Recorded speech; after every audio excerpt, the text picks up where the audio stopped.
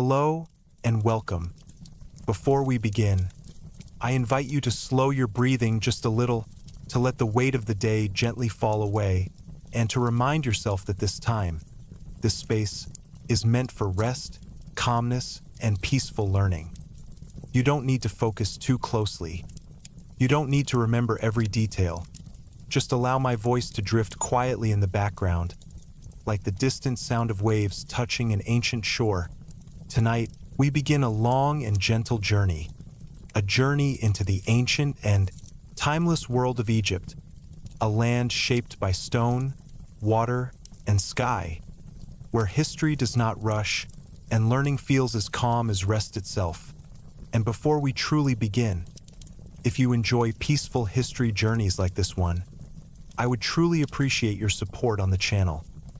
Your presence here allows these calm stories to continue, helping others rest, learn, and fall asleep gently. Thank you. Now, imagine yourself standing at the edge of the desert, long after the heat of the day has faded away. The sun has already disappeared below the horizon, and the land has begun its slow transition into night. The sky above you deepens into soft shades of blue, while the sand beneath your feet cools and settles. Ancient Egypt often feels distant when we read about it, a place locked in textbooks and museum halls, but here, at night, it feels close, quiet, almost welcoming. This land has always been defined by contrasts. Dry desert beside flowing water, endless sky above solid stone, movement and stillness existing side by side. Long before cities rose elsewhere, people here learned to live within these contrasts, not by fighting them, but by observing them carefully, season after season, generation after generation. As you take a slow step forward, you may notice how the silence feels different here. That it is not empty, that it is layered, shaped by wind, distance, and time. The desert stretches outward in all directions, its surface marked by gentle ripples left behind by countless nights like this one. Each ripple is quiet, evidence of patience, of change happening slowly enough to feel like stillness. Early Egyptian communities learned this rhythm well. They understood that survival here did not come from speed, but from attention, from noticing when the land rested, and when it moved, your footsteps are soft against the sand. There is no urgency in them and no destination demanding your focus. This is how travel would have felt thousands of years ago. Not hurried, but steady, guided by the stars rather than the clock. Above you, the night sky opens fully now. Stars appear one by one, unconcerned with being counted. For the ancient Egyptians, these stars were not distant objects. They were companions, markers of time, symbols of order in a vast universe. They watched the sky closely, night after night, learning its patterns without forcing meaning too quickly. You don't need to remember their names. You don't need to track constellations. Just notice how the sky feels expansive, how it gently pulls your awareness upward, and then slowly brings it back down to the calm of your breathing. As you continue walking, the land ahead begins to change.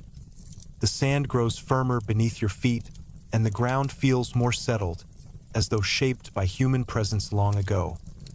This was never an empty land. Even in silence, it has always carried memory. Small communities once formed near the edges of the desert, carefully positioned between survival and comfort. They built with what the land offered: mud, stone, reeds, materials that blended into the environment rather than standing apart from it. Life here followed predictable rhythms. Daylight was for work and movement. Night was for rest, reflection, and quiet connection. You are walking now in that same rhythm. In the distance, faint shapes begin to form against the horizon. First, they appear as gentle interruptions in the flat line of the desert, almost like shadows that haven't fully decided to exist. As you draw closer, these shapes become clearer, taller, more defined. They are not sudden. They do not announce themselves. They simply rise, slowly, patiently, as they always have. The pyramids, Long before they became symbols of mystery and power, they were expressions of belief in continuity, in balance, in life extending beyond what could be seen. But tonight, they do not feel monumental. They feel calm. Moonlight touches their stone surfaces gently, softening their edges and dissolving their weight into shadow.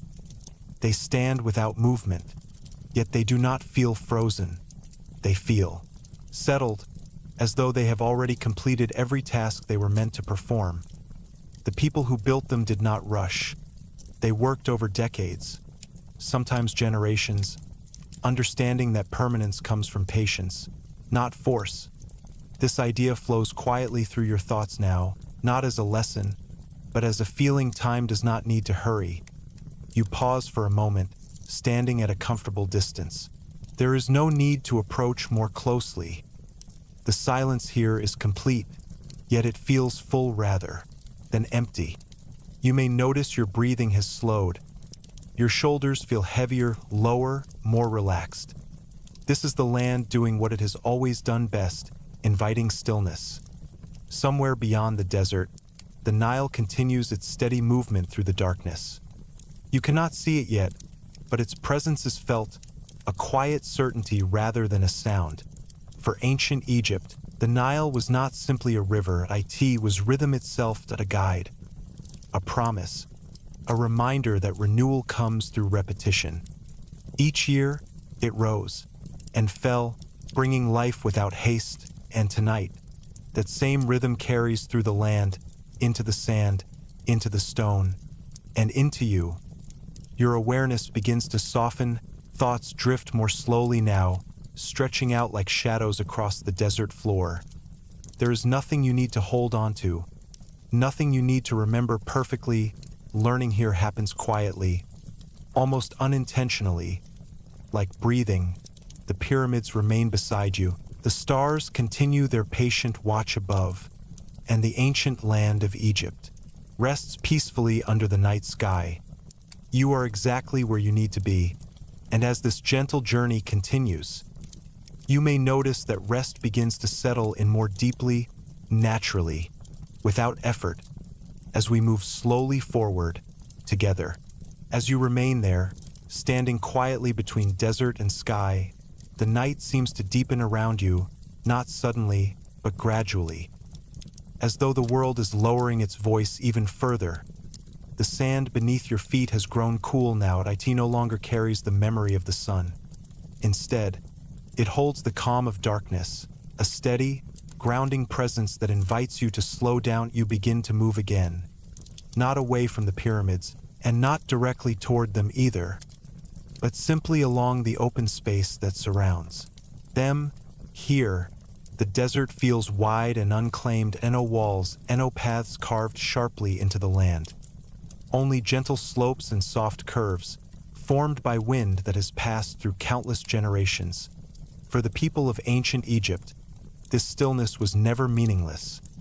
The desert was not seen as empty, but as balanced. It was a place of boundaries, a natural border that protected the fertile land along the river and reminded those who lived there that life depended on harmony between movement and rest. As you walk slowly, you may notice how your thoughts have begun to stretch out, how they arrive less frequently now, leaving more space between them. This quiet mirrors something deeply familiar to the ancient world. Egyptian life was built around cycles, not only the yearly cycle of the Nile, but the daily rhythm of light and darkness. Day was active, night was reflective. Work belonged to the sun. Understanding belonged to the stars. You feel that understanding now, not as knowledge that demands attention, but as awareness that settles gently into the background. The sand shifts softly beneath each step, creating a faint sound that disappears almost as soon as it forms. Nothing echoes here. Nothing insists on being noticed. Long ago, travel across this land would have felt much like this, slow, intentional, guided by familiarity rather than speed. There were no straight lines drawn through the desert. Routes followed intuition, the shape of the land, the position of the stars at night. People learned to move by Observing.by remembering how the wind felt at certain times of year.by noticing subtle changes in the ground beneath their feet. This way of living required patience, and patience, over time, became a quiet strength as you continue forward. You may sense that the space around you feels unusually open, as though the desert itself is allowing you room to breathe. In ancient Egypt, this openness carried meaning. The ordered world of villages, fields, and temples stood in contrast to the vast, unshaped desert beyond. Together, they formed balance. Neither was considered complete on its own. The desert represented stillness, transition, and the unknown. Not something to fear, but something to respect. You feel that respect now, simply by being present within it. Your breathing has settled into a slow, even rhythm. Each inhale feels slightly deeper than before. Each exhale lingers a little longer. This is not something you are trying to do. It is simply happening. The night air brushes lightly across your skin, cool but gentle, carrying no urgency with it. Somewhere in the distance, the land slopes gradually downward. You follow it without thinking, allowing your body to move in the way that feels most natural. In ancient times, this instinctive movement was essential. Navigation was not written down in signs or maps. It lived in memory, in repetition, in shared experience. Generations learned the land by walking it, by sleeping beneath its sky, by listening rather than directing.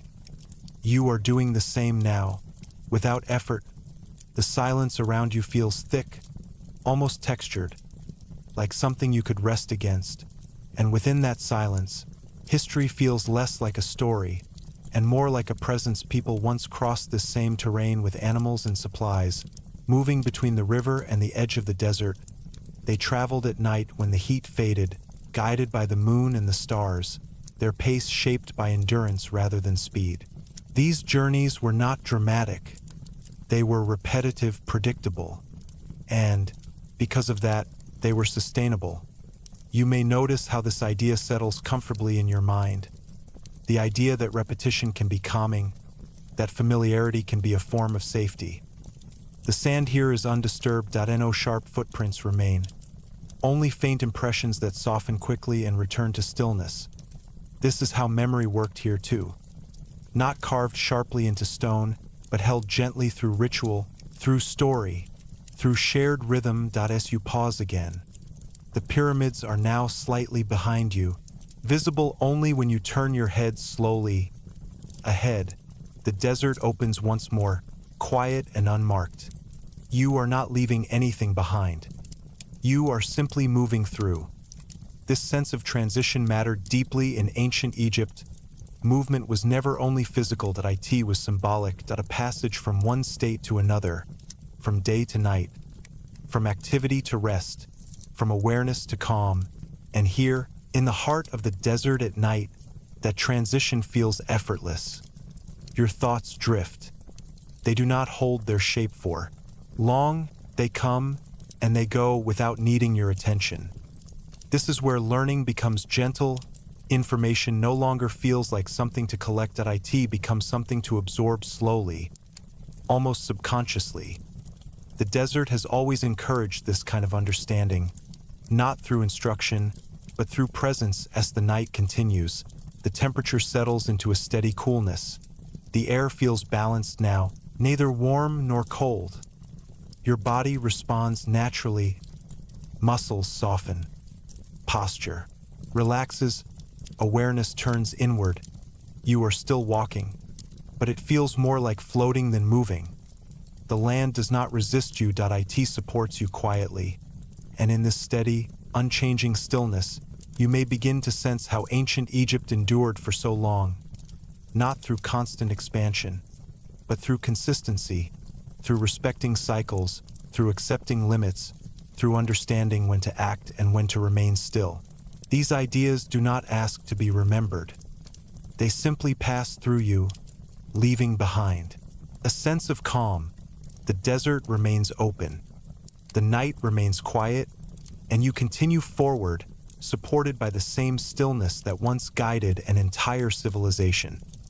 There is no destination waiting ahead, only continuation, and that is enough. As the night continues to settle around you, the desert seems to grow even quieter, as though it has reached a depth of stillness that only comes long after sunset. You are aware now that the shapes you noticed earlier on the horizon are no longer distant ideas, but steady presences within the landscape. They do not dominate your attention. They wait patiently, allowing you to notice them only when you are ready. This gentle patience mirrors something essential about how ancient Egyptians understood their world. Nothing important was meant to appear suddenly, meaning revealed itself slowly over time. Through repeated observation, you pause again, letting your eyes rest on the faint outlines ahead from this distance. The pyramids appear almost unreal, as if they were part of the land itself, rather than structures placed upon it. And in many ways, that was exactly the intention. When these monuments were first imagined, they were not designed to stand apart from nature, but to align with it, to echo the stability of the ground beneath and the order of the sky above. The builders of ancient Egypt paid close attention to such alignment. They watched where the sun rose and set. They observed how stars moved across the night sky. They noticed patterns long before they tried to explain them. You don't need to picture tools or labor. You don't need to imagine effort or strain. Instead, let yourself sense the idea of long-term focus, of work measured not in days, but in decades. The desert holds this memory. Quietly, as you continue walking, the shapes ahead grow clearer, though still softened by darkness. You can now distinguish edges, slopes, angles that feel intentional rather than accidental. The pyramids were never meant to be approached quickly. Their full presence reveals itself gradually, step by step, moment by moment. This slow reveal was not only practical, it was symbolic. That an ancient Egyptian thought, movement toward understanding, was always gradual. Knowledge was not seized. It was approached. And tonight you are approaching without expectation. Your breathing remains slow and even. The rhythm of your steps feels steady, almost meditative. The night air feels still now, as though the desert has paused completely long before the pyramids took their final shape. This plateau was already significant. It stood slightly elevated above the surrounding land, firm and stable, a place that resisted flooding and offered a sense of permanence. This mattered deeply to a civilization that valued continuity above all else. Stability was not just practical. It was philosophical. The idea that something could remain unchanged, reliable, over generations was deeply comforting. You may notice how that idea resonates quietly within you now. The pyramids were built during a time when Egypt was becoming increasingly organized, when leadership, belief, and environment began to align into a unified vision. This was not chaos becoming ordered. It was order becoming visible. And yet, the process remained calm. Construction unfolded, slowly, guided by seasons rather than urgency. Workers labored during times when the Nile flooded the fields, turning agricultural pauses into moments of shared purpose.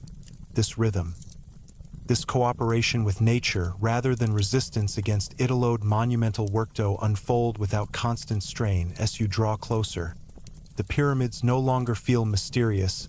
They feel deliberate. Moonlight now reveals more detail, subtle variations in stone, gentle shadows resting in precise lines.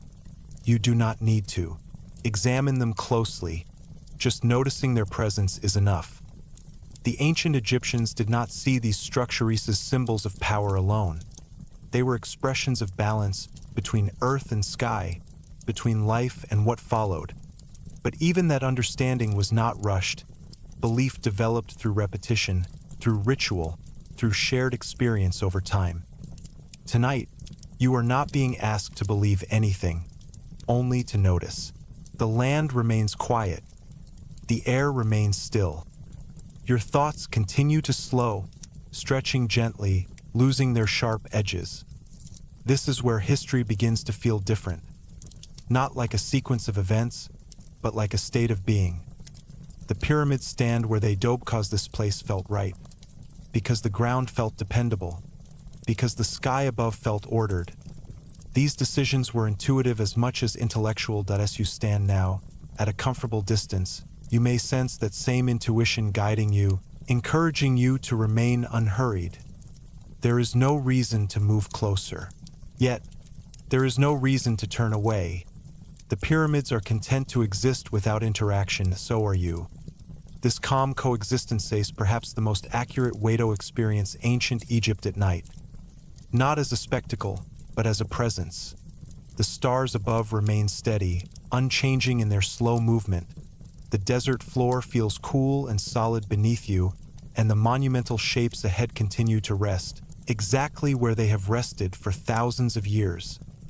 Your awareness drifts softly now, moving between the land, the sky, and your own breathing. Thoughts appear less frequently.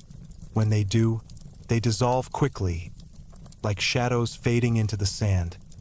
Learning happens quietly here, almost without effort. The knowledge that reaches you does not demand to be remembered. It settles gently, becoming part of the calm rather than interrupting it. The pyramids remain at the edge of your awareness, not pulling you forward, not pushing you back, simply present. And as the night continues to hold everything in balance, you may find yourself slipping further into a state of deep ease, supported by the same patience that shaped this land so long ago. There is no need to move on yet. The horizon remains steady, the desert remains still, and the journey continues at exactly the right pace. You remain there at a gentle distance from the pyramids, as if both you and the stone understand that there is no need to come closer just yet. The night feels settled now, complete, as though it has reached its most natural form. Moonlight rests across the desert, touching the faces of the pyramids softly, revealing their shape without revealing every detail. This shape is simple, clear, unchanging, and it is no accident. Long before the first stone was placed, the form of the pyramid already existed as an idea, not as a building, but as a way of understanding the world. The ancient Egyptians observed how things naturally rise, how mountains emerge from flat land, how light moves upward at dawn, how the sun itself appears to climb the sky each day. The pyramid reflects this movement, wide and grounded at the base, narrowing slowly, reaching upward without strain. It is a shape that feels stable even before it is explained. You may notice how your eyes move along its sides naturally, without effort, without interruption. This gentle movement mirrors the intention behind the design. The pyramid was never meant to confuse the it was meant to calm it. For a civilization that valued order, what they called mayat, balance, harmony, and continuity were not abstract ideas.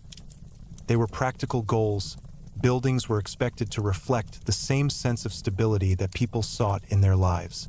The pyramid did this quietly.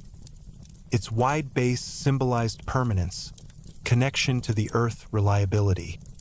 Its upward movement suggested transition, not escape, but continuation. You don't need to attach meaning to this, simply noticing how the shape feels enough. As you stand here, the scale of the structure becomes clearer. Not overwhelming, but quietly impressive. Stone blocks rest upon stone blocks, each one placed with care, each one part of a process that unfolded over many years. Contrary to dramatic stories, this was not frantic labor. It was organized, seasonal, repetitive. Work followed the rhythms of the Nile. When the river flooded the fields, farming paused, and during that pause, people turned their attention to shared projects. This included pyramid construction. The work was steady, not rushed, guided by experience rather than urgency. You can feel that steadiness here, even now. The pyramid does not feel like a monument to speed. It feels like a monument to patience. As moonlight slides slowly across its surface, you may notice subtle variations in the stone. No block is exactly the same. Yet together, they create something unified, This balance between individuality and structure was central to Egyptian society. Each person had a role. Each role contributed to the whole. The pyramid reflects this idea silently. You may also notice how quiet the structure feels. There are no sharp edges catching your attention, no unnecessary ornamentation. The form speaks without decoration. This was intentional. The pyramid was not meant to distract the living, it was meant to endure beyond them. And endurance required. Simplicity. As you breathe slowly, you may feel a subtle sense of grounding, as if standing here encourages your own thoughts to become more solid, more settled. The ancient Egyptians believed that stability in the physical world supported stability in the unseen one. This belief did not require explanation, it was experienced. Much like this moment, the pyramid stands as it always has, firmly connected to the ground beneath it and aligned carefully with the sky above. Its sides face the cardinal directions: north, south, east, west. This alignment was not decorative, it reflected a desire to place human effort within a larger cosmic order. Life here was never meant to feel random. Everything had its place, and as you stand here now, you may feel a quiet reassurance in that idea. Nothing is out of place in this moment. Not the stone, not the sand, not you. The night air remains still, as though respecting the silence. Your breathing continues at its own slow pace, unaware of time, unconcerned with progression. The pyramid does not mark hours, it does not track minutes, it simply remains. And in doing so, it teaches without speaking. The form you see before you is not only a structure, it is a pause, held across centuries, a reminder that not everything needs to change in order to have meaning. As you allow this thought to drift through you, your awareness softens again. There is no need to analyze, and no need to conclude. The shape remains, the night remains, and you remain comfortably present. Soon, the journey will carry you closer, not physically, but in understanding. But for now, it is enough to stand here, breathing slowly, sharing the silence. The pyramids do not demand your attention. They offer it gently, and as this quiet exchange continues, you may find yourself sinking deeper into a state of calm, supported by the same stability that allowed these Stenesto endure for so long. The desert holds its breath. The sky watches patiently, and the journey moves forward without haste. Exactly as it should. You remain near the pyramids, but now your awareness begins to settle not on their full shape, not on their scale, but on the quiet surface of the stone itself under the moonlight. The stone does not shine, it absorbs light gently, holding it without reflection, as though it has learned over centuries how to remain calm under attention. You allow your gaze to rest there, not examining, not measuring, simply noticing. The stones appear still now, but they carry the memory of movement, of hands that touched them, of weight that was lifted and set down again and again.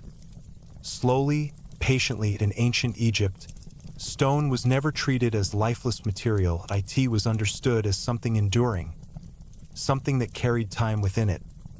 This belief shaped the way stone was chosen, cut, and placed. The limestone used here was drawn from nearby quarries, its pale surface once much smoother than what remains today. You do not need to imagine sharp tools or loud effort. Instead, imagine repetition. Stone being shaped gradually, not in a single moment, but through steady, practiced motion. Workers learned how the stone responded, where it resisted, where it softened, how it preferred to be guided rather than forced. This understanding came not from instruction alone, but from familiarity. Day after day, hands returned to the same task, until movement became instinctive and effort became quiet. The pyramids were not built by anonymous labor. They were built by communities, people who lived nearby, who returned to their homes each evening, who carried stone dust on their skin and rhythm in their movements. This work was seasonal. When the Nile flooded the fields, agriculture paused. Rather than waiting idly, people turned toward shared construction. This rhythm transformed necessity into cooperation. You may notice how calming this idea feels. The sense that work did not interrupt life, it moved with it. Under the moonlight, the stone blocks appear uniform, but each one holds slight variation. Small differences in texture, subtle shifts, in color. Together, they form a surface that feels alive without movement. This balance between difference and unity was deeply familiar to ancient Egyptian society. Each person carried a role. Each role fit into a larger structure. The pyramid reflects this idea perfectly, without explanation, without instruction. As you breathe slowly, your awareness begins to sink even deeper. The stone no longer feels distant, it feels present, steady, reliable. The ancient builders understood that endurance required more than strength. It required alignment.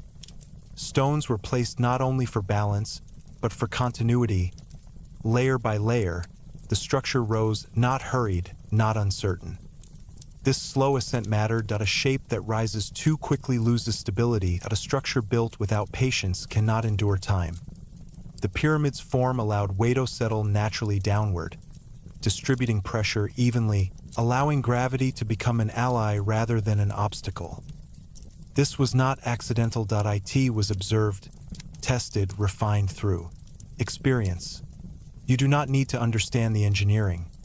Simply noticing how the structure feels is enough. It does not strain upward. It rests. As you stand here, you may notice that your own body mirrors this feeling. Your feet feel grounded. Your spine feels supported. Your breathing feels steady. This is not coincidence.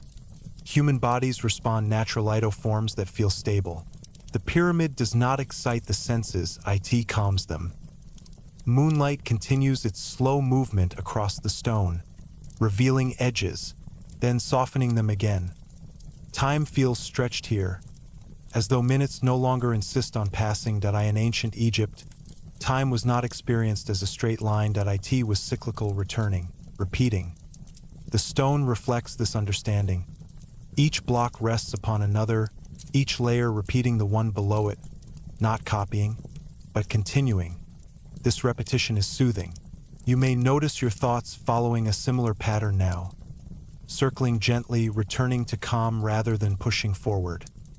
The pyramid builders did not rush to finish. Completion was not the primary goal. Participation was. Being part of something that would last beyond one lifetime was enough. This idea settles quietly in your mind, not as ambition, but as reassurance. You do not need to complete anything tonight. You are already part of something continuous. The stone holds warmth from the day, though faint now. It releases it slowly, evenly, into the night air. This slow exchange mirrors the way energy moved through ancient Egyptian life. Nothing was wasted. Nothing was forced. Movement followed rhythm. As you remain here, your awareness drifts closer to the surface of the pyramid.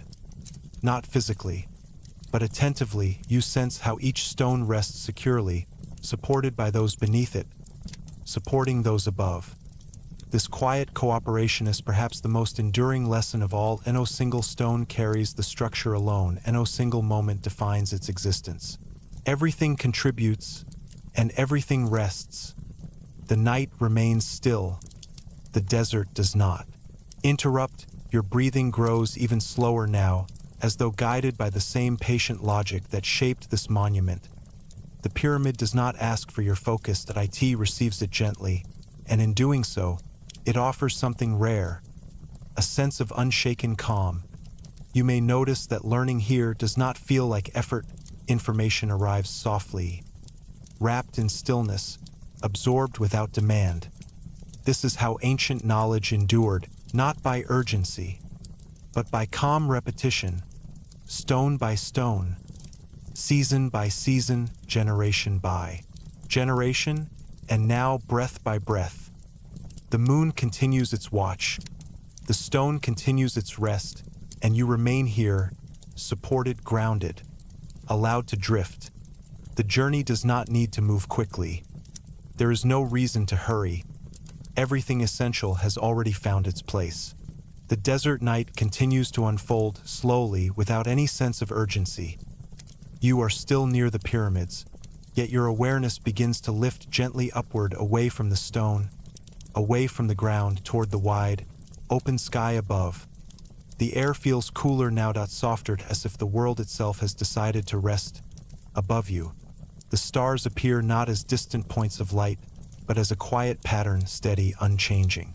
This same sky existed long before the pyramids were built, and it remains long after their stones have weathered centuries of wind and sand.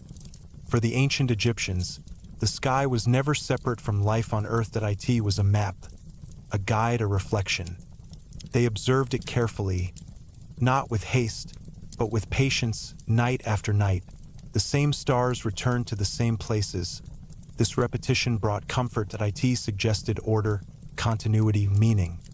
You may notice how calming this idea feels, the thought that something above you remains reliable, predictable, unconcerned with daily worries.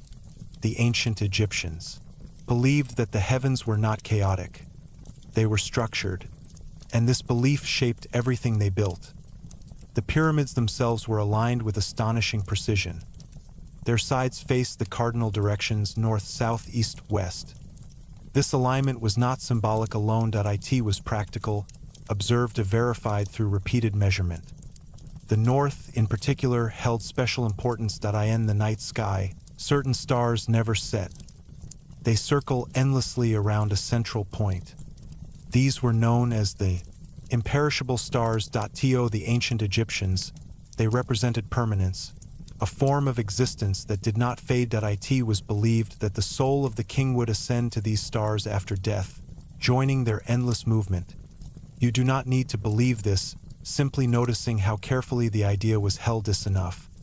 The pyramids were oriented so precisely that their passages align with these northern stars. Not perfectly, but intentionally. This connection between stone and sky was not accidental. It reflected a desire to place human life within a larger cosmic rhythm. As you breathe slowly, you may feel your own awareness expanding outward, not reaching, not searching, just gently opening. The sky does not demand attention. It receives it. In ancient Egypt, astronomy was not separate from religion, nor from architecture, nor from daily life. It was woven into everything.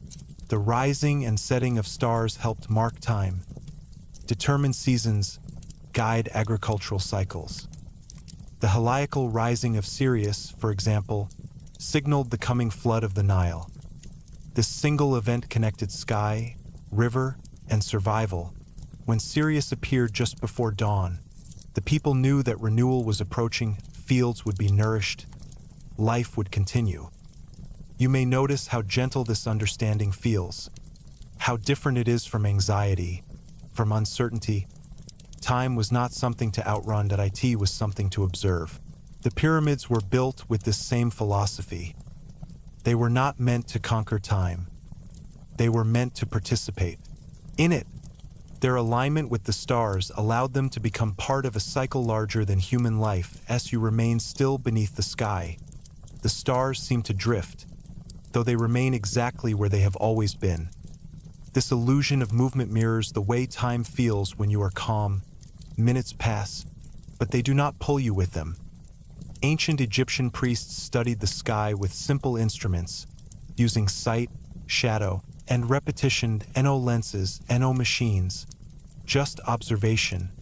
Over generations, patterns were confirmed not through haste, but through trust in continuity. This slow accumulation of knowledge feels very different from modern urgency. There was no pressure to discover quickly, understanding unfolded naturally. You may feel your thoughts slowing now, aligning with this older rhythm. This patient way of knowing. The pyramid, beneath the stars, becomes more than a structure. It becomes a meeting point, earth rising upward, sky descending gently downward, meeting in stillness. This meeting required accuracy. Angles were measured carefully, orientation was refined repeatedly. Even a small deviation mattered. Yet this precision was not tense. It was calm. The builders understood that small corrections, made slowly, prevented large errors later. This principle applied not only to stone, but to life itself. That as you breathe, your breath becomes even more spacious. You do not need to hold on to information. Learning happens quietly here. The stars continue their silent movement. The pyramid continues its rest. An ancient Egyptian belief, the sky was divided into regions, each associated with order and renewal. The sun traveled across the sky by day and through the underworld by night, only to rise again. This eternal cycle was not feared. It was trusted.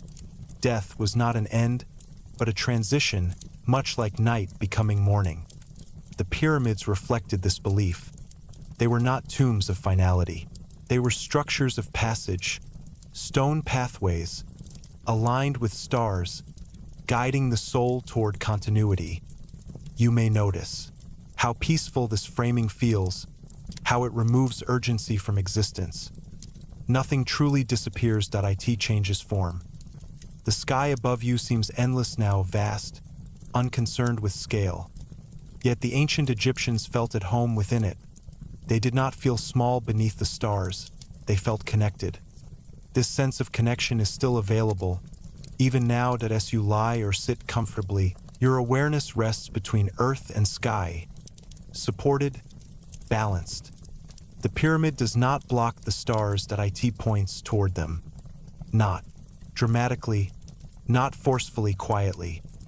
Its shape allows your gaze to travel upward naturally, from base to peak to open sky.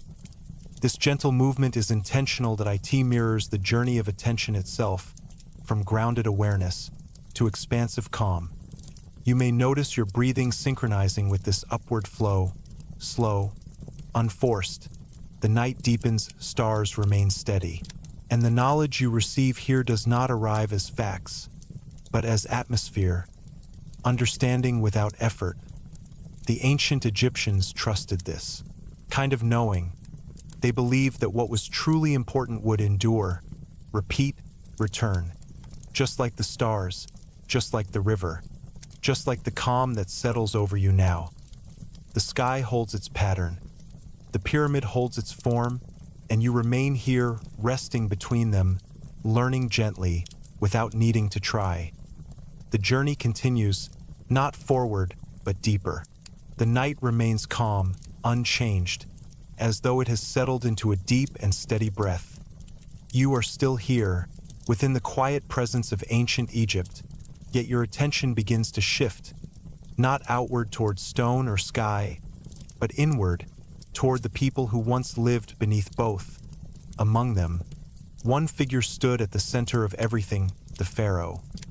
Not simply a ruler, not merely a king, but a living bridge between the human world and the divine one. This idea does not arrive loudly. It settles slowly, like understanding that unfolds without demand. In ancient Egypt, the pharaoh was not chosen to rule. He was believed to be rule itself, the embodiment of order, of balance, of continuity.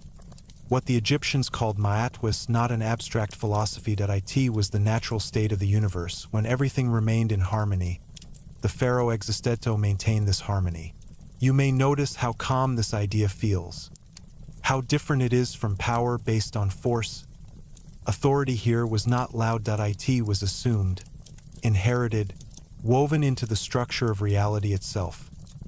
The pharaoh did not stand above the people as a distant figure. He stood at the center, holding everything together. In daily life, this belief expressed itself quietly. When the sun rose each morning, it did so because order was intact. When the Nile flooded its banks, it did so in balance. When crops grew, when seasons returned, when stars followed their paths, all of this was connected, in thought and feeling, to the pharaoh's role. This does not require belief from you, only observation. A society organized around continuity naturally seeks a symbol that feels stable, unchanging, enduring. The pharaoh became that symbol. He was addressed as divine, yet lived among humans. He performed rituals not to display power, but to renew it. Each ceremony reinforced the idea that order was being maintained, that chaos remained outside the boundaries of life. You may notice how soothing this framework feels. The sense that someone, somewhere, is responsible for keeping the world balanced. The pharaoh's daily duties were deeply ritualized. Offerings to the gods, symbolic acts of renewal, public appearances timed with celestial events. These actions were not spectacle. They were reassurance. Through repetition, through rhythm, through ceremony, life felt predictable, and predictability, in an ancient world, was comfort. As you breathe slowly, you may sense how repetition itself has a calming effect. Just as these rituals repeated day after day, your breath repeats now, quietly, without effort. The pharaoh's identity was layered. He was seen as the son of Ra, the sun god, yet also as Horus on earth, the living falcon who protected order. At death, he would become Osiris, ruler of the afterlife, only to be reborn symbolically through his successor. This cycle mirrored everything else in Egypt: the sun rising and setting, the river flooding and retreating, life moving forward through renewal. Nothing truly ended. It transformed. The pyramids were part of this transformation. They were not merely monuments. They were instruments of continuity. By constructing them, the Egyptians ensured that the pharaoh's role would not dissolve with death. Stone preserved identity. Ritual preserved function. As you rest with this idea, it may begin to feel less foreign, less distant. Humans have always sought symbols of stability. Ancient Egypt simply made this search visible, structured, permanent. The pharaoh did not govern alone. Around him existed a complex system of priests, scribes, administrators, craftsmen. Each understood their role. Each contributed to order. This system functioned not through fear, but through belief in balance. Records were kept carefully, land was measured, harvests were documented. Writing itself was sacred. Hieroglyphs were not just symbols of sound.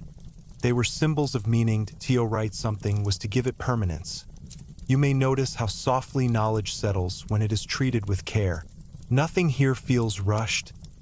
Education was not mass instruction. It was apprenticeship. Learning passed from one generation to the next, slowly, deliberately. This patience allowed consistency, and consistency allowed trust. The pharaoh embodied this trust. He was expected to act not according to personal desire, but according to cosmic necessity. That if balance failed, it was not merely political. It was universal. This belief placed immense responsibility in a single figure. Yet the tone was not anxious. It was calm.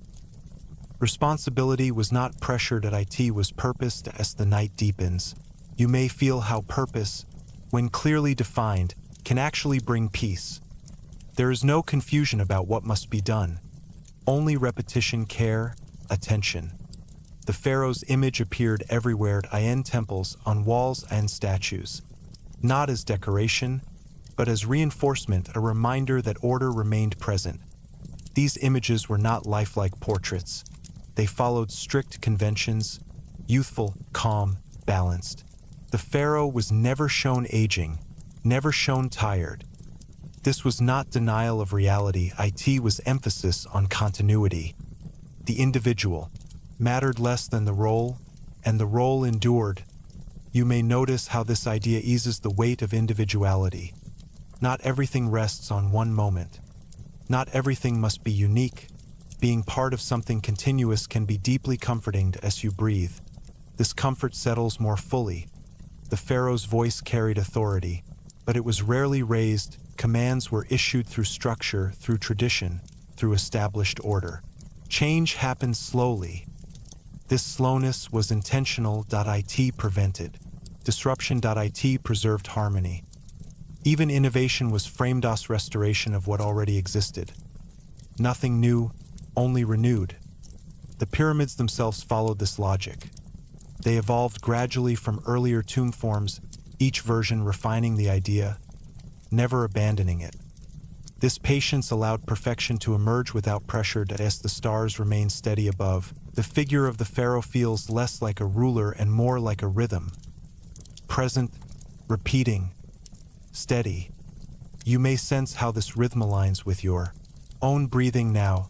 Slow, even reliable. In ancient Egypt, to live well was to live in alignment with the land, with the sky, with the river, with the king who symbolized them all.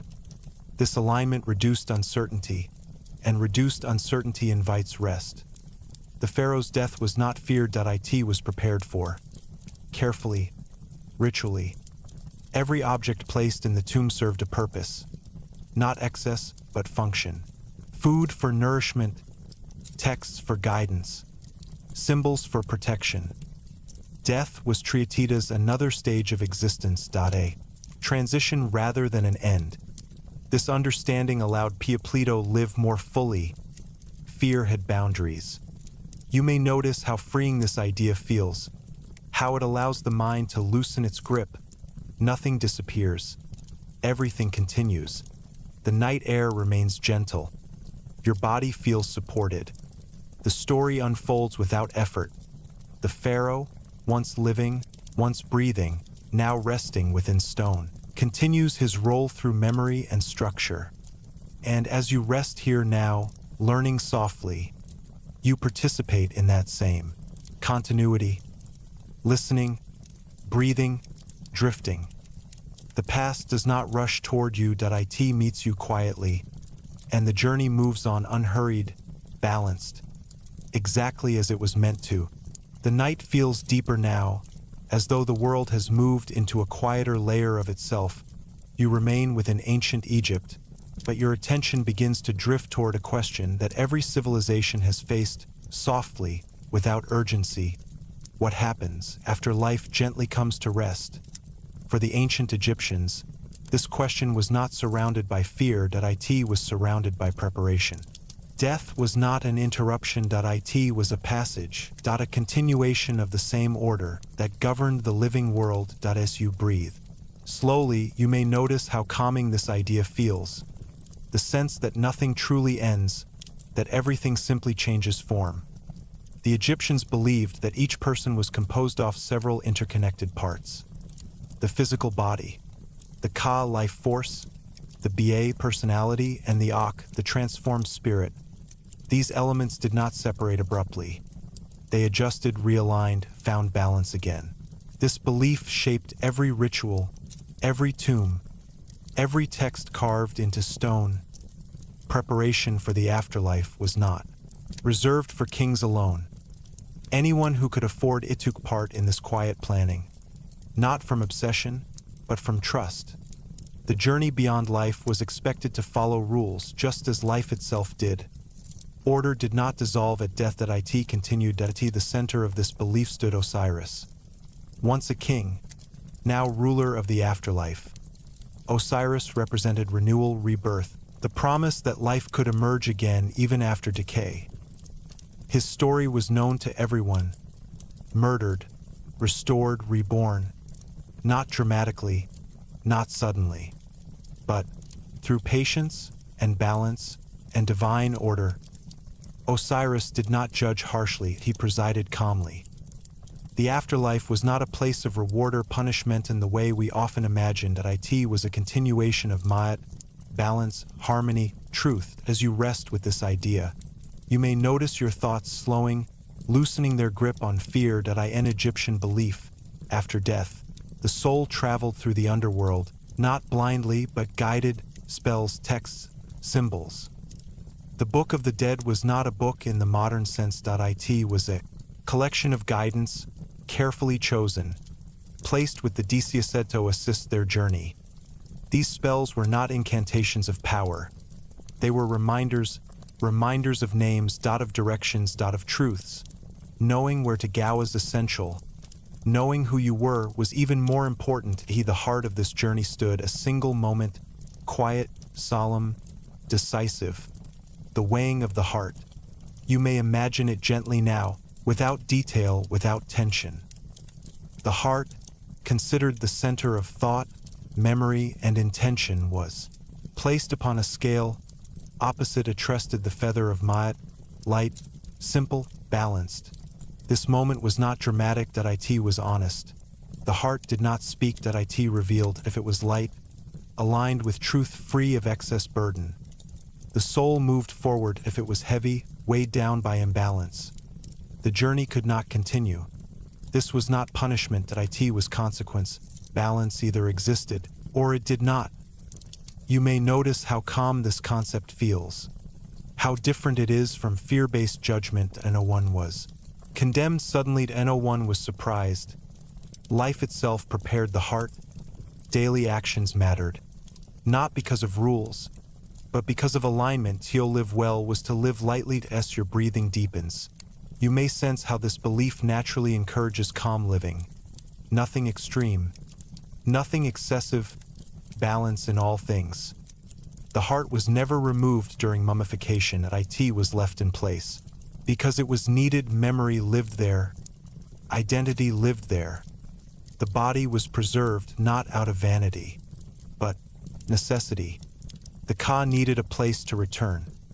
The Ba needed recognition. Preservation was continuity. Mummification itself was a careful, deliberate, reverent process. Not rushed, not hidden, that it followed ritual steps refined over centuries. Every action served a purpose. The body was washed, purified, protected. Organs were removed carefully and placed in canopic jars, each watched over by a guardian deity. Nothing was discarded thoughtlessly. Even in death, care continued. You may notice how soothing this level of attention feels, the idea that nothing about existence is treated casually. The tomb became a home, not a prison. Food was placed inside, tools, objects of comfort. Walls were painted with scenes of daily life, fields, work, family, not to trap the soul, but to remind it of who it was.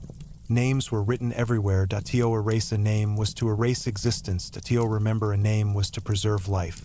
This is why names were carved deeply, repeated, protected. You may notice how gentle this feels, how remembrance itself becomes an act of care. Time, in this belief system, was not linear. Past, present, and future flowed into one another. The living could assist the dead. The dead could influence the living. Offerings mattered, words spoken mattered, memory mattered. That as you rest here now, listening, breathing, you participate in this same act of remembrance. The story continues because it is received. The Egyptians did not fear death because it was familiar. That it was prepared for, spoken about, understood. Mystery remained. But it was not hostile. That it was orderly. Osiris ruled calmly. Anubis guided gently. Thoth recorded truth without judgment. Each figure played a role. No chaos, no haste. Just process, just balance, just continuity. The afterlife was not distant. It was close, woven into daily life, acknowledged without urgency. This closeness reduced fear, and reduced fear invites rest. As the night continues, your body grows heavier, your thoughts lighter. You do not need to follow the journey further. Understanding has already settled where it needs to. The weighing of the here is not something to fear. That it is something to trust. Live lightly, breathe slowly, remain aligned. The ancient Egyptians believed that if balance guided life, rest would follow naturally. Even now, even here, the desert remains silent. The stars remain steady, and the journey continues softly, without disturbance, exactly as it should. The night remains gentle, unchanged, as if it has accepted its role as a quiet witness. Your journey now moves away from temples and tombs, away from gods and judgment, and settles softly into the rhythm of everyday life along the Nile. This is where most lives unfolded, not in grandeur, not in silence, but in routine, simple, repeating, deeply familiar. You may imagine the river, first wide, slow, reflecting the sky without effort. The Nile was not just water. That it was structured. It divided the land. Mark time. Define survival. The ancient Egyptians. The river was predictable. It flooded. It receded. It returned. This reliability shaped the way people lived. Homes were built close enough benefit from the river, but far enough remained safe. Most houses were modest. Mud brick walls, flat roofs, simple interiors. They were not meant to last forever. Stone was for eternity. Mud brick was for life. This distinction mattered. Life was understood as temporary. But meaningful homes were cool inside, thick walls holding back heat, small openings controlling light. Furniture was minimal. Stools, low tables, storage chests. Nothing excessive. Space was used carefully. Families lived closely together. Generations shared rooms, shared meals, shared stories. Privacy was not emphasized. Connection was. Children learned by watching. The skills were passed down through demonstration. Not instruction. A child would observe, repeat, and slowly participate. This method was calm. There was no rush to master. Life unfolded at its own pace. You may notice how soothing this feels. The idea that learning did not involve pressure. Morning began early. The sun rose, and activity followed. Men often worked in fields, or as craftsmen, or as laborers on state projects. Women managed households, prepared food, wove cloth, raised children. These roles were not rigid. Flexibility existed. What mattered was contribution. Food was simple: bread, beer, vegetables, fish. Meals were regular, shared, unhurried. Eating was not a spectacle. It was nourishment. Beer, in particular, was a daily staple. Low in alcohol, thick, nutritious, it was consumed by adults and children alike. This detail often surprises modern listeners, yet it reflects practicality. Clean water was not always guaranteed. Beer was safer. Daily life followed the agricultural cycle: planting, waiting, harvesting. Each phase repeated yearly. This repetition created security. Nothing unexpected, nothing sudden. Time was felt through return. Festivals punctuated the year. Music, dance, processions. These were not rare events. They were woven into life. Celebration was balance. Work without joy would disrupt Ma'at. Children played freely. Games with stones. Toys carved from wood. Simple amusements. There was laughter. Life was not grim. Despite hardship, despite labor, there was lightness. Education for most was informal, but for scribes, learning was structured. Writing required years of practice. Ink, reed pens, papyrus. A scribe's life was stable, respected, less physically demanding. This made it desirable. Texts from the time encouraged children to pursue literacy for comfort and longevity. You may notice how familiar this advice feels, how little human motivation has changed. Clothing was simple linen garments, light, practical. Jewelry was worn by many. Not only the wealthy, amulets were common, protection was personal. Belief lived quietly in daily habits. Gods were not distant. They were present in household shrines, small offerings, spoken names. Religion did not interrupt life. It accompanied it as evening approached. Activity slowed. The heat faded. Families gathered. Stories were told. Work paused naturally. The absence of artificial light guided rest. Darkness was accepted, not resisted. Sleep came early. Dreams were valued. They were considered messages, insights, sometimes guidance. Life and the unseen were never far apart. You may notice how gently this worldview holds the mind, how little conflict exists between daily life and belief. Illness was treated with a combination of medicine and magic. Herbs, ointments, spoken, spells. The goal was restoration, not explanation. Healing focused on balance. Again, Ma'at, death, when it came, was not hidden that it was prepared for. Spoken of ritualized, grief existed, but panic did not dominate. Life had continuity. Neighbors supported one another. Communities were close. People were known. Names mattered as the night deepens. You may sense how this ordinary life creates the foundation for everything else you've learned. Pyramids did not rise alone. They rose from stable communities, predictable lives, shared rhythms. Without daily order, monumental order would collapse. The greatness of ancient Egypt did not come only from kings and gods. It came from mornings, meals, children, fields, repetition, and repetition. When gentle creates peace. Your breathing slows further now. Your thoughts settle. The image of daily life along the Nile does not demand attention. It simply exists, like the river, like the night, like the calm that now surrounds you. The journey continues, not upward, not outward, but inward into the quiet familiarity of human life unchanged by centuries. The night feels settled now, as if it has found its most comfortable shape. Nothing presses forward. Nothing pulls away. You remain gently present within the world of ancient Egypt, and your attention drifts naturally towards something softer, something quieter. Beauty. Not beauty meant to impress. Not beauty meant to overwhelm, but beauty meant to last. In ancient Egypt, art was never decoration alone. It was structure, a way of holding the world in balance.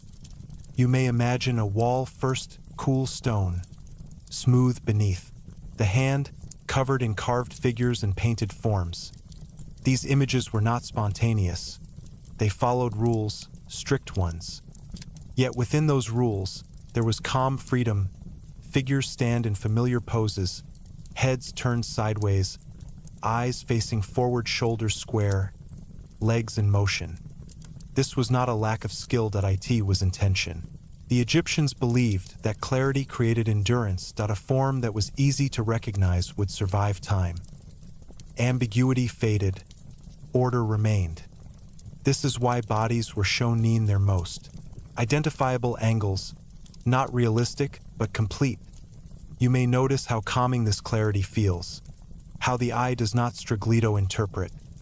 Everything is presented gently, openly, without confusion. Art here was not about innovation. It was about continuity. Each artist learned the same proportions, the same grid, the same conventions. Variation was subtle. Color choice, line thickness, composition. Change happened slowly, almost imperceptibly. This slowness preserved harmony. Murals told stories, but not dramatic ones. Scenes of farming, of fishing, of music, of offerings. Life as it was meant to be remembered. Not conflict, not chaos, but balance. As your breathing slows, you may feel how this emphasis in order gently quiets the mind. Nothing unexpected appears. Nothing disrupts. Color played an important role. Earth tones, deep reds, soft yellows, cool blues, greens drawn from malachite. Each color carried meaning. Green for renewal, blue for the sky and water, gold for eternity. These colors were not chosen emotionally. They were chosen symbolically. Art spoke quietly, through association rather than explanation. Music, too, moved through daily life, not as performance, but as accompaniment. Simple instruments, harps, flutes, drums, sistrums. Sound followed rhythm. Clapping of footsteps, of voices joining softly.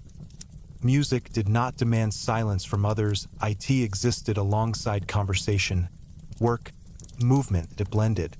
This integration made sound comforting. Music marked celebrations, rituals, moments of rest. Lullabies were sung, work songs, guided labor, even rowing followed rhythm.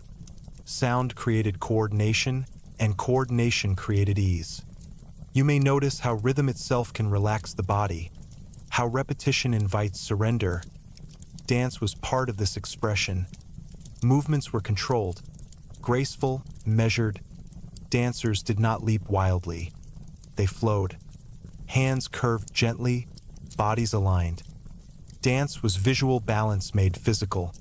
Jewelry was also art, not excessive, but intentional. Beads, gold, faience. Amulets shaped like gods, animals. Symbols, they were worn. For protection, for identity, for reassurance. Adornment was not vanity, it was meaning carried on the body. Even everyday objects were shaped with care. Bowls, spoons, mirrors. Nothing needed to be ornate, but nothing was careless. Function and form existed together. Writing itself was considered art. Hieroglyphs were images first, sound second. To write was to draw meaning into the world, that a single sign could hold layers of significance. This made literacy sacred. Scribes practiced endlessly, lines repeated, forms refined, precision mattered, because what was written was meant to last. Time, again, was always present. Art was created not for the moment, but for continuation. This perspective softened urgency. There was no need to rush creation, quality mattered more than speed. You may notice how deeply this philosophy aligns with rest, how it removes pressure from the act of making. Beauty did not shout, it whispered as the night deepens. You may imagine walking slowly through a painted hall, light flickering from oil. Lamps, figures on the walls remaining still, unchanged, calm. They do not watch you. They simply exist. This presence is reassuring. Nothing demands reaction. Nothing seeks judgment. Art here is not asking to be understood, it is asking to be witnessed. And witnessing requires no effort. Your breathing deepens again. Thoughts become less defined, more spacious. The ancient Egyptians believed that beauty helped maintain ma'at. A harmonious environment supported a harmonious mind. Disorder invited chaos. This belief shaped everything. Even death was surrounded by art. Tombs were painted, carved, filled with color, not to impress the living, but to guide the soul. Beauty provided orientation, reminded the spirit of familiarity, of order, of belonging. As you rest now, this same principle applies. Soft imagery, gentle rhythm, balanced structure. Nothing pulls you away. Nothing startles. The journey continues quietly. Art does not conclude. Music does not end. They fade, blend, become atmosphere. Just like this moment. Just like the calm settling deeper within you now. The night remains steady. The world feels balanced, and you drift onward, supported by beauty that does not need attention to be felt. The night feels hushed now, as if even the desert has chosen silence. Your journey carries you gently away from homes and daily routines, away from music and painted walls, and toward a space designed for stillness, a temple. Not a place of crowds, not a place of noise, but a place where calm was carefully constructed. In ancient Egypt, temples were not gathering halls, they were thresholds. Spaces where the human world and the divine world touched quietly. As you imagine approaching one, you do not feel urgency. Movement slows naturally, stone rises around you, tall pylons, broad gateways, symmetrical, grounded. Nothing leans, nothing surprises. Architecture itself encourages steadiness. The path inward is straight, predictable, intentional. This was not accidental. The Egyptians believed that entering sacred space required gradual adjustment. The body needed time. The mind needed preparation. You did not rush toward the gods. You approached them calmly as you passed through the outer gate. Light changes, the open. Brightness of the sun softens, shadows lengthen. Columns appear, massive, evenly spaced, their surfaces carved with stories and names. These columns were not decoration. They were symbols of the natural world. Papyrus, lotus, plants transformed into stone. Life brought indoors, made eternal. You may notice how this feels, how nature is present even within walls. Nothing here feels separate. The ceiling lowers slightly. The space becomes quieter.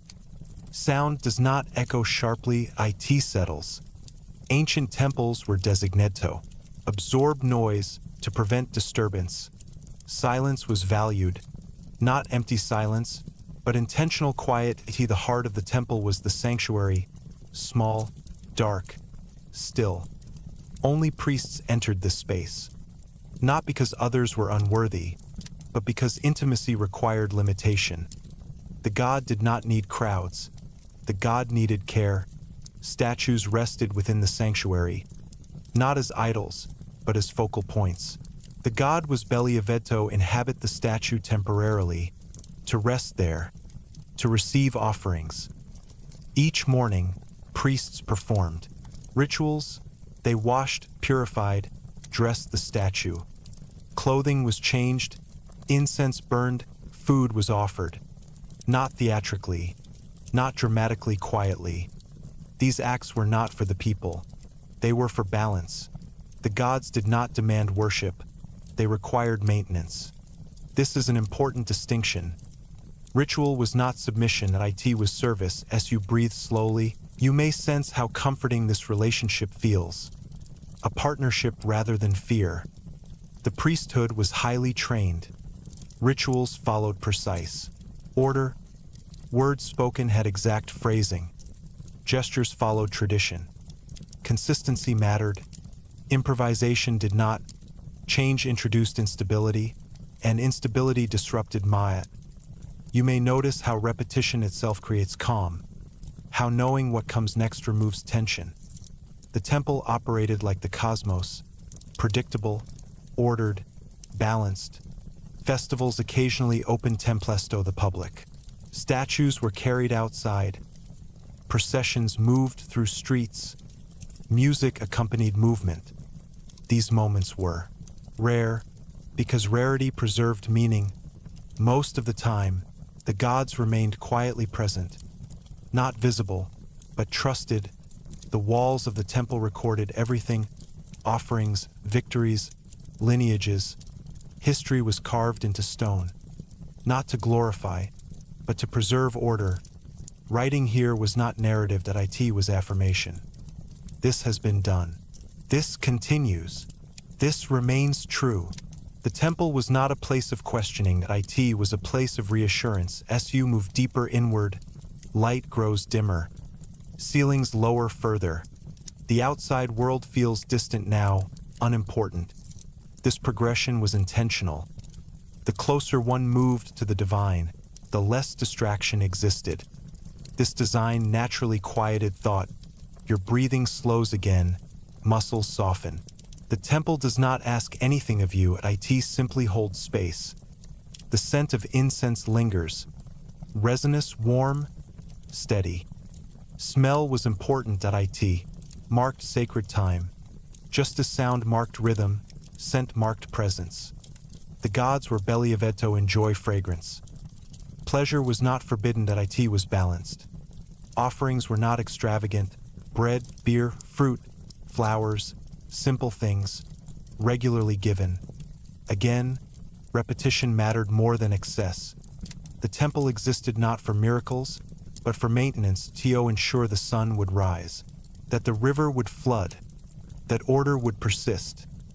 This belief shaped the Egyptian worldview deeply. Nothing happened by chance.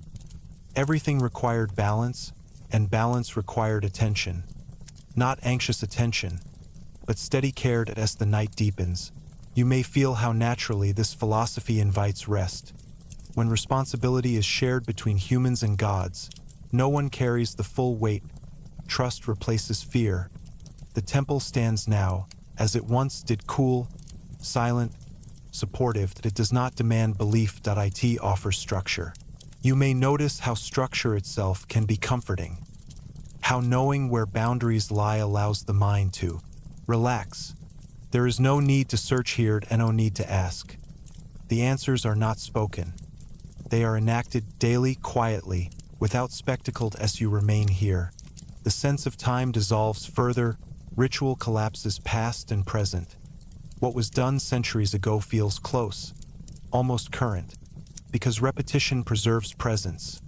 The temple does not adjust, it repeats, and repetition, when gentle, invites sleep, your awareness softens again.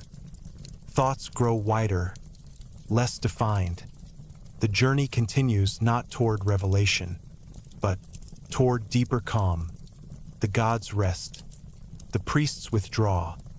The temple remains, and you remain, held within quiet stone, breathing slowly, supported by a world that does not rush. The night feels steady now, as though it has settled into a deep, unbroken stillness. Nothing stirs unnecessarily. Nothing asks for attention. Within this calm, your journey turns gently towards something quieter than stone, something lighter than ritual knowledge. That in ancient Egypt, knowledge was never loud. That it did not announce itself. That it did not rush forward. That it waited patiently to be preserved. Writing was the heart of this preservation, not simply as a tool of communication, but as a way of holding reality. In place, to write something was to allow it to endure. You may imagine a scribe now, seated comfortably, legs folded, papyrus resting across the knees. The air is still, light filters softly into the room. There is no hurry. The scribe dips a reed pen into ink, carbon black, deep red. Each color has purpose, black for permanence, red for emphasis. Nothing is accidental. Each symbol is drawn carefully, line by line, stroke by stroke. Hieroglyphs were not letters alone. They were images. A bird, a hand, water, reed. Meaning existed on multiple levels. A symbol could represent a sound, an idea, or both at once. This layered language encouraged patience. Reading was not quick. It was contemplative. You may notice how naturally this slows the mind, how understanding unfolds gradually. Becoming a scribe required years. Children apprenticed early. They copied signs repeatedly, hundreds of times, until movement became instinct. Mistakes were corrected gently, but firmly. Accuracy mattered. Because writing was trusted, records kept the world ordered, land boundaries, taxes, harvests, rituals, prayers. Everything essential passed through writing. Without it, balance would weaken. The scribes understood this responsibility. Their work was not glamorous. It was careful, quiet, persistent. Texts from ancient Egypt often praised the life of the scribe, not for power, but for stability. A scribe's body was spared hard labor. Their mind was valued. Knowledge created comfort. You may notice how familiar this feels, how humanity has always sought ways to protect information from being lost. Papyrus was precious, made from the river plant, cut, pressed, dried. Sheets were smooth but fragile. This fragility encouraged care. Writing was not wasted. Nothing was written casually. When something was recorded, it mattered. Memory itself was sacred. To forget was to lose continuity. To remember was to sustain life. This belief extended into the afterlife. Spells, names, guidance, all written, all preserved. The spoken word mattered, but the written word endured. This distinction shaped Egyptian thought deeply. Words spoken could fade, words written remained. As the night deepens, you may feel how gently this idea settles into the mind, how it removes urgency from thought. Nothing needs to be grasped immediately. Understanding can wait. The god Thoth embodied this principle, god of writing, knowledge, measurement, time. He was not a god of passion, he was a god of precision. Thoth recorded the results of judgment, a measured truth, maintained order. His presence was calm. He did not interfere emotionally, he observed. This made him trustworthy. The Egyptians did not seek dramatic revelation. They sought reliable knowledge. This preference shaped education. Learning was repetitive. Texts were copied again and again. Through copying, Students absorbed structure, not innovation, but preservation. Originality was less important than accuracy. This may feel foreign today, yet it produced remarkable continuity. Centuries passed with beliefs largely unchanged. You may notice how comforting this stability feels, how little anxiety arises when knowledge does not shift constantly. Mathematics was practical, used for building, for measuring land, for distributing food. Numbers were tools, not abstractions. Geometry emerged from necessity.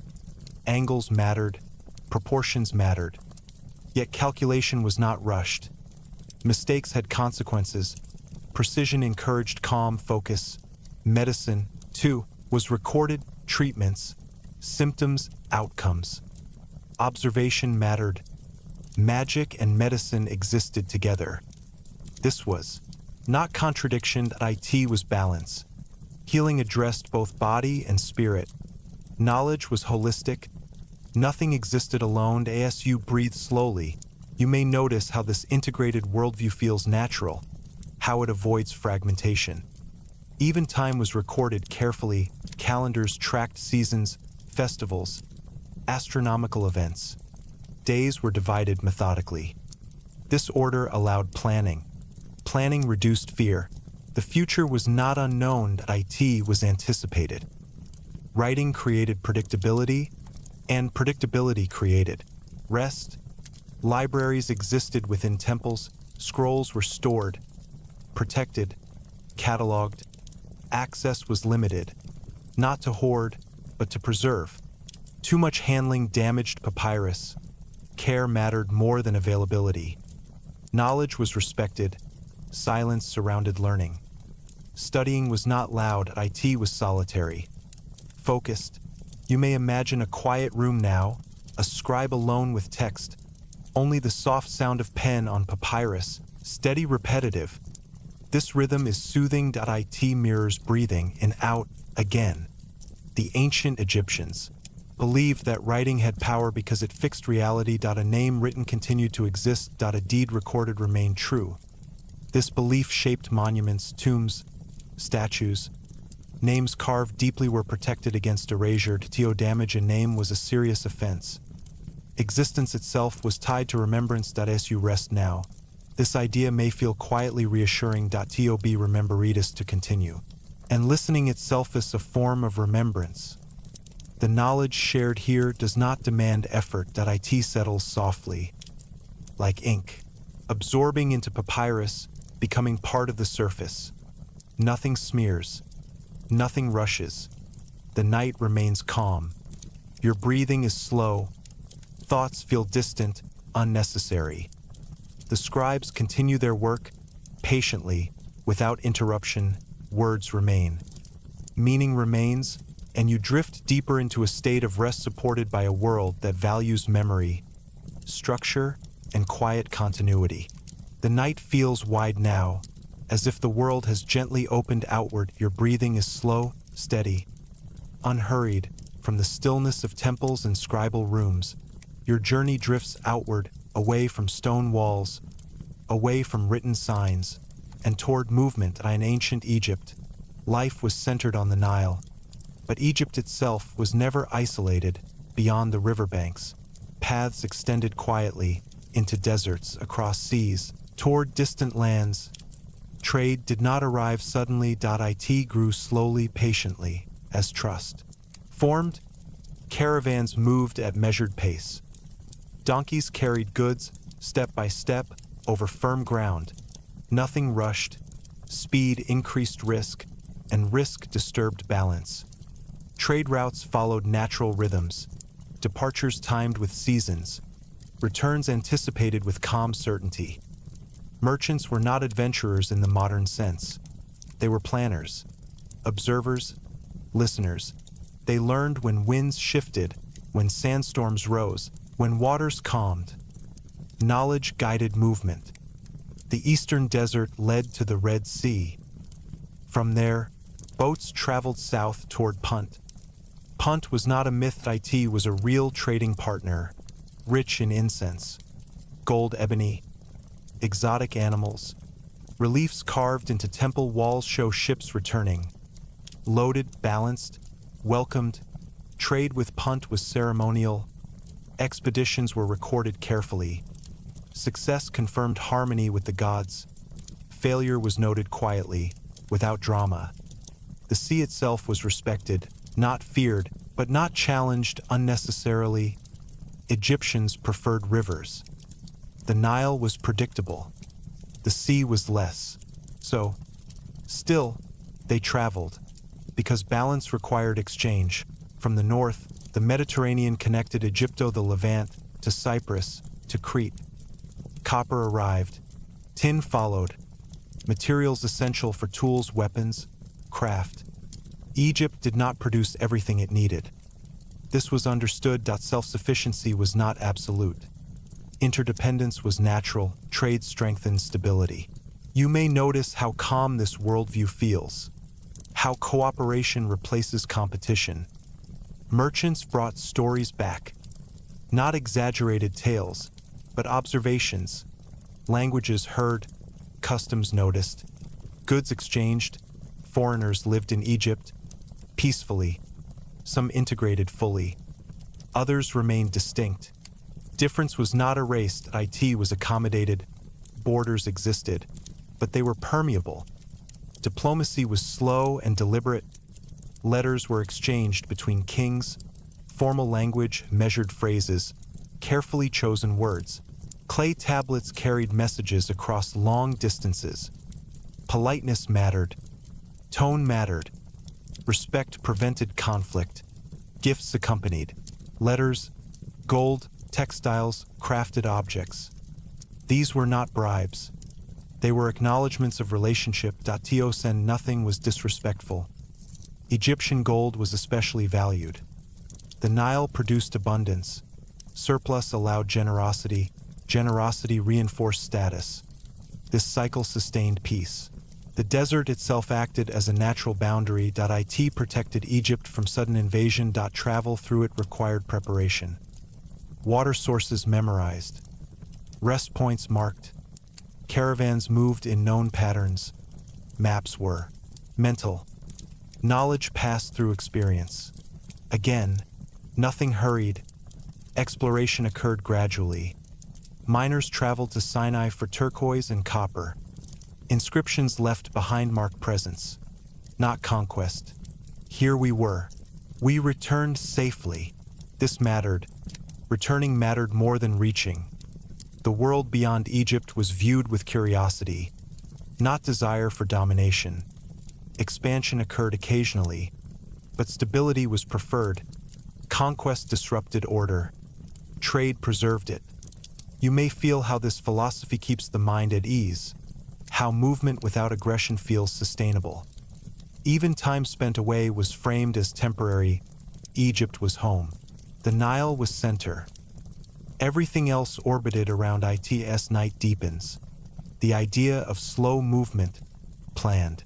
Journeys, predictable returns, feels comforting. Nothing disappears suddenly. Everything cycles back. The ships that left were expected to return.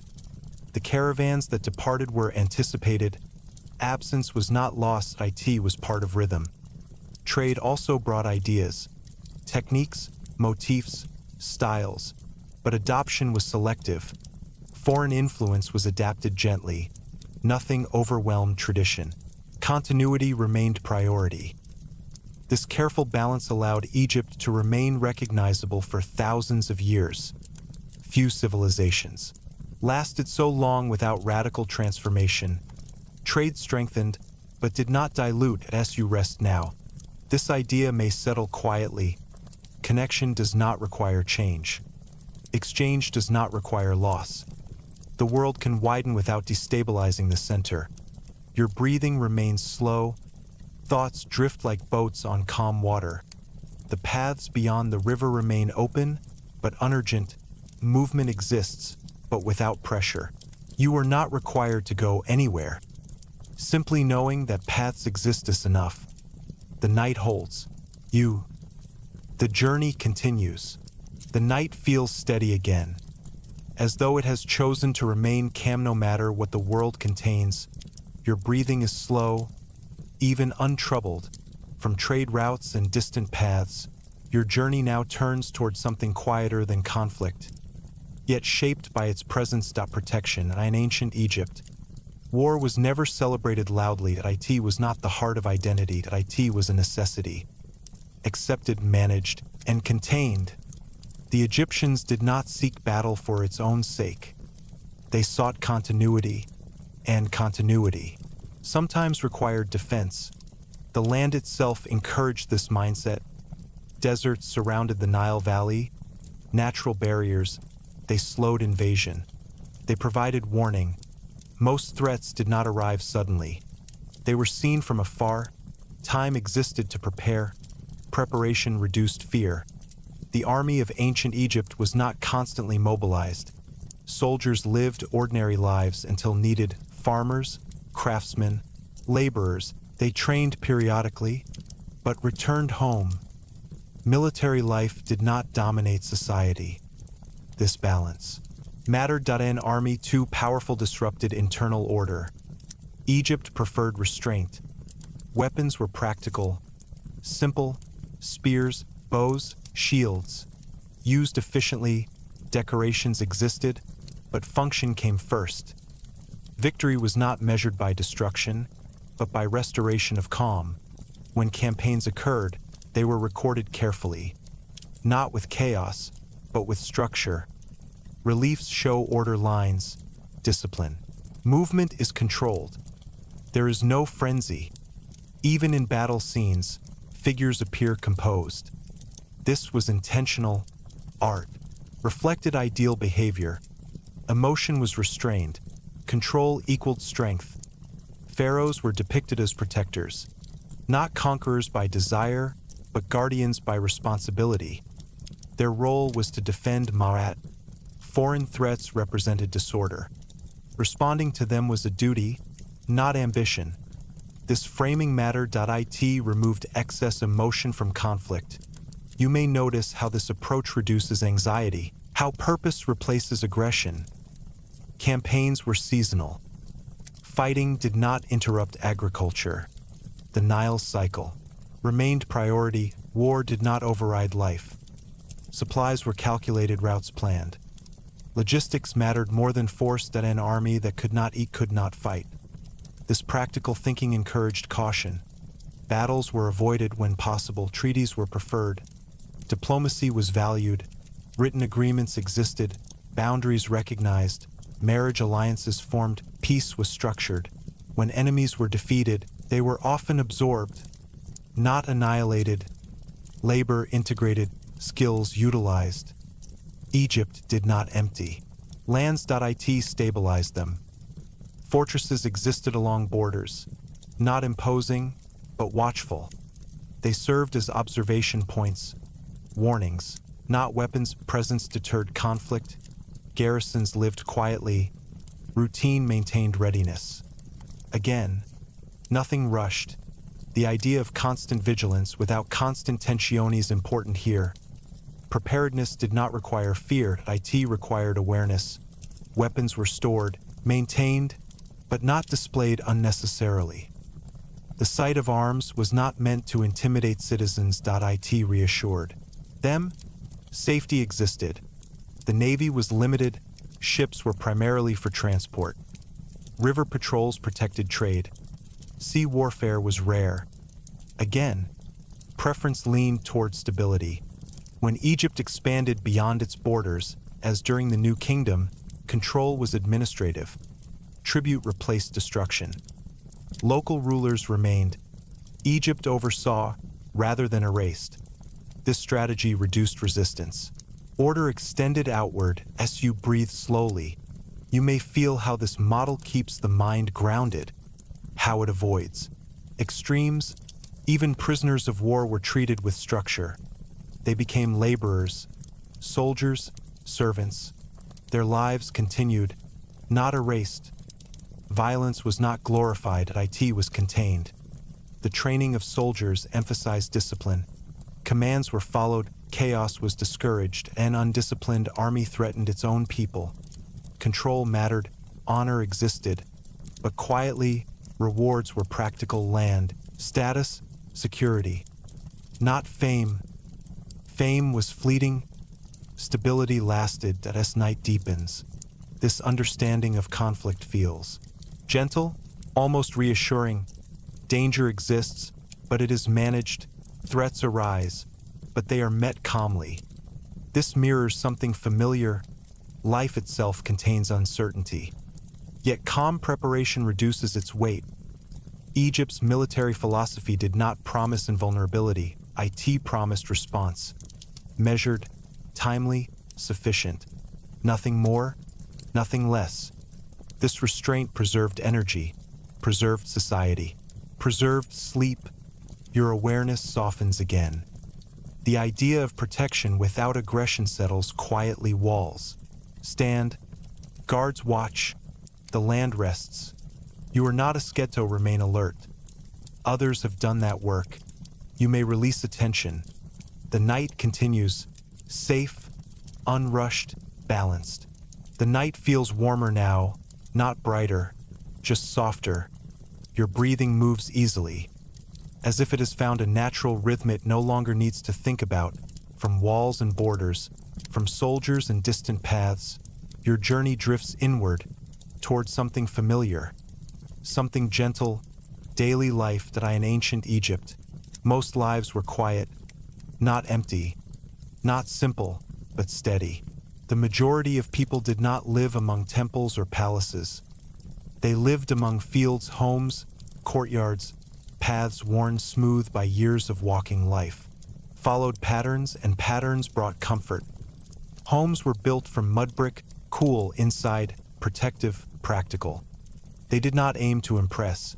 They aimed to shelter. Rooms were arranged simply. Open spaces allowed air to move. Light entered gently. Nothing was excessive. Furniture was minimal. Stools, low tables, storage chests. Objects were functional, but often beautiful.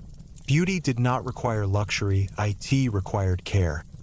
Families lived close together. Generations shared space.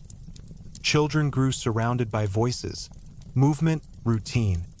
Morning arrived quietly. The sun rose. Work began. There was no alarm and no urgency. The day unfolded as expected. Men often worked fields or crafts or construction. Women managed households, prepared food, wove cloth, raised children. These roles overlapped. Nothing was rigid. Everyone contributed. Food was simple, but nourishing. Bread formed the center of every meal, made fresh, daily, from emmer wheat. Grinding grain was repetitive, heavy, but rhythmic. Again, repetition created calm. Beer was common, not strong, but sustaining. Clean water was precious. Beer was safer. Meals included vegetables, onions, leeks, lentils, fish from the Nile. Occasionally meat during festivals. Eating was communal and no one rushed. Conversation flowed quietly. Children listened, learned, absorbed rhythm. Clothing was light, linen, cool against skin, simple garments. Comfort mattered more than display. Jewelry existed, amulets, beads, small symbols of protection, worn not for vanity, but reassurance. The gods were present in daily life, not distant, not demanding. Small household shrines existed. Offerings were modest, a spoken word, a thought, a moment of acknowledgement. Faith was woven into routine, not separated. There was no sharp division between sacred and ordinary. Everything belonged. Work followed the seasons. The Nile dictated pace. Flood, plant, harvest. Time expanded and contracted accordingly. During floods, work slowed. People repaired tools, told stories, rested more. Rest was not seen as weakness, that it was necessity. Children learned by watching. Formal schooling was limited. Most knowledge passed naturally. Skills transferred through observation. Patience mattered. Mistakes were part of learning, and no one rushed mastery. Music existed, simple instruments, harps, flutes, rhythm sticks. Music accompanied work, celebration, ritual. Sound was gentle, never overwhelming. Laughter existed. Humor appears in texts, drawings, small playful scenes. Life was not solemn, it was balanced. Marriage was common. Partnerships were practical and affectionate. Women retained legal rights. They could own property. They could leave marriages. This autonomy provided stability. Families endured. Children were valued. Not idealized, but protected. Infant mortality existed, but care was constant.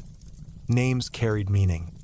Given carefully, to name a child was to shape their place in the world. Evenings arrived slowly. Work concluded naturally. The sun lowered. Shadows lengthened. Meals were shared again. Stories told. Nothing competed for attention. No devices, no distractions, just presence. Sleep came early. Darkness was respected.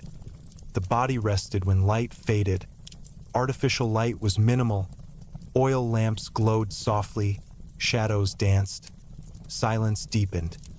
The home held warmth as you breathe now.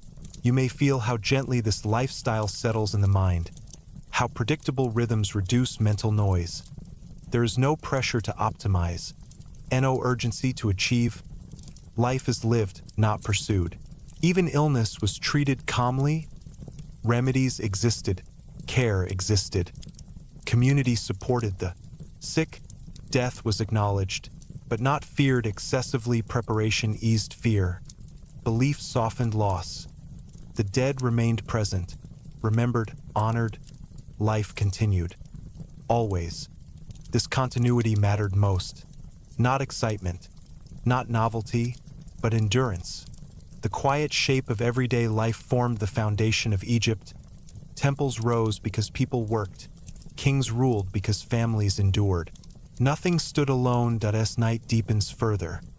This sense of ordinary stability invites rest. You do not need to imagine greatness.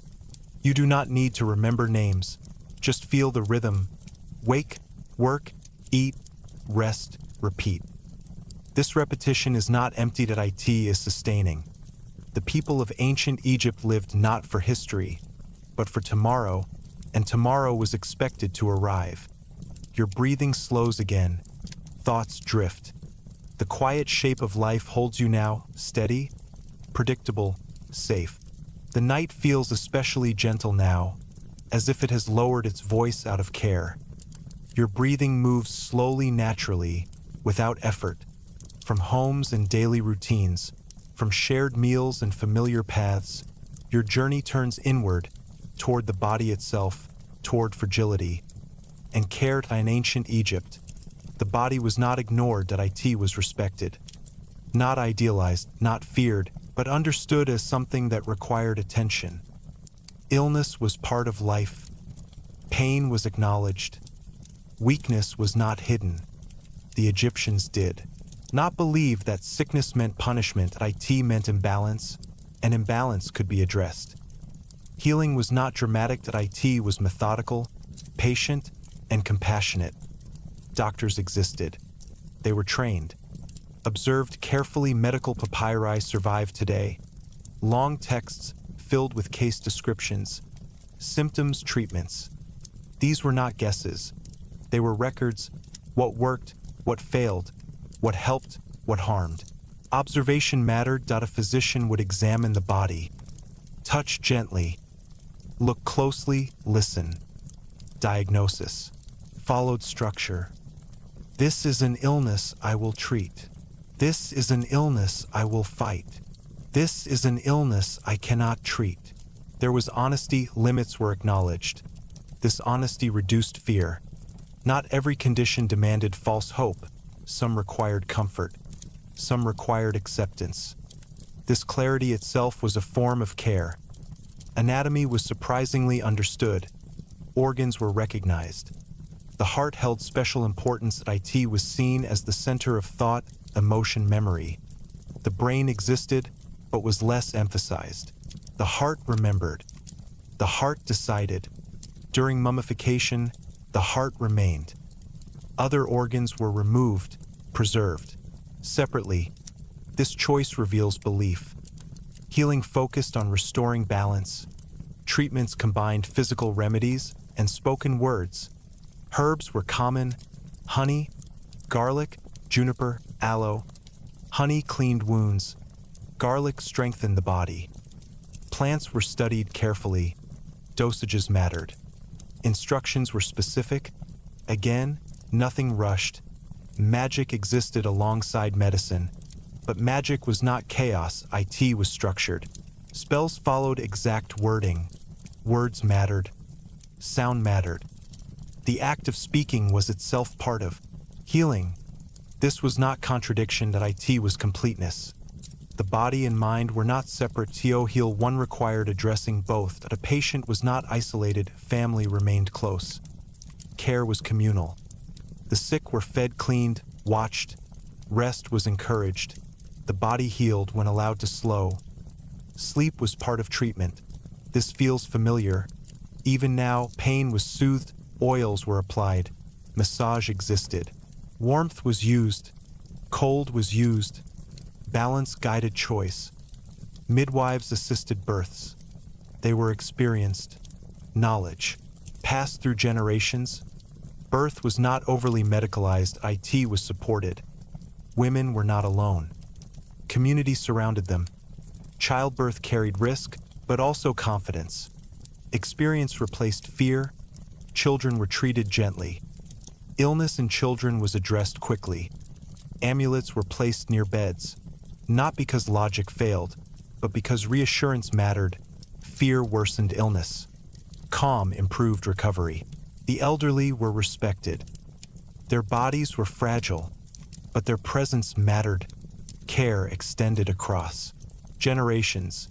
There was no idea that illness made one useless. The sick body did not remove value. Mental states were recognized. Sadness, disturbance, restlessness. These were addressed with calm.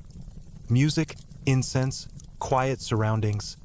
Again, healing environments were gentle. Noise was avoided. Stress was understood intuitively. The physician was not distant. They spoke calmly. Reassurance was part of treatment. Confidence mattered. Not false certainty, but steady presence. As you breathe slowly now, you may feel how. Naturally, this approach supports rest, how attention without urgency soothes the nervous system. Surgery existed, but was limited. Wounds were cleaned. Splints applied. Bandages used. Practical solutions mattered. Infections were recognized. Pus was described. Smell mattered. Color mattered. Observation guided action. Death was acknowledged as part of the process. Not all healing succeeded. This acceptance reduced panic. When death approached, care shifted toward comfort. The dying were not abandoned. They were accompanied.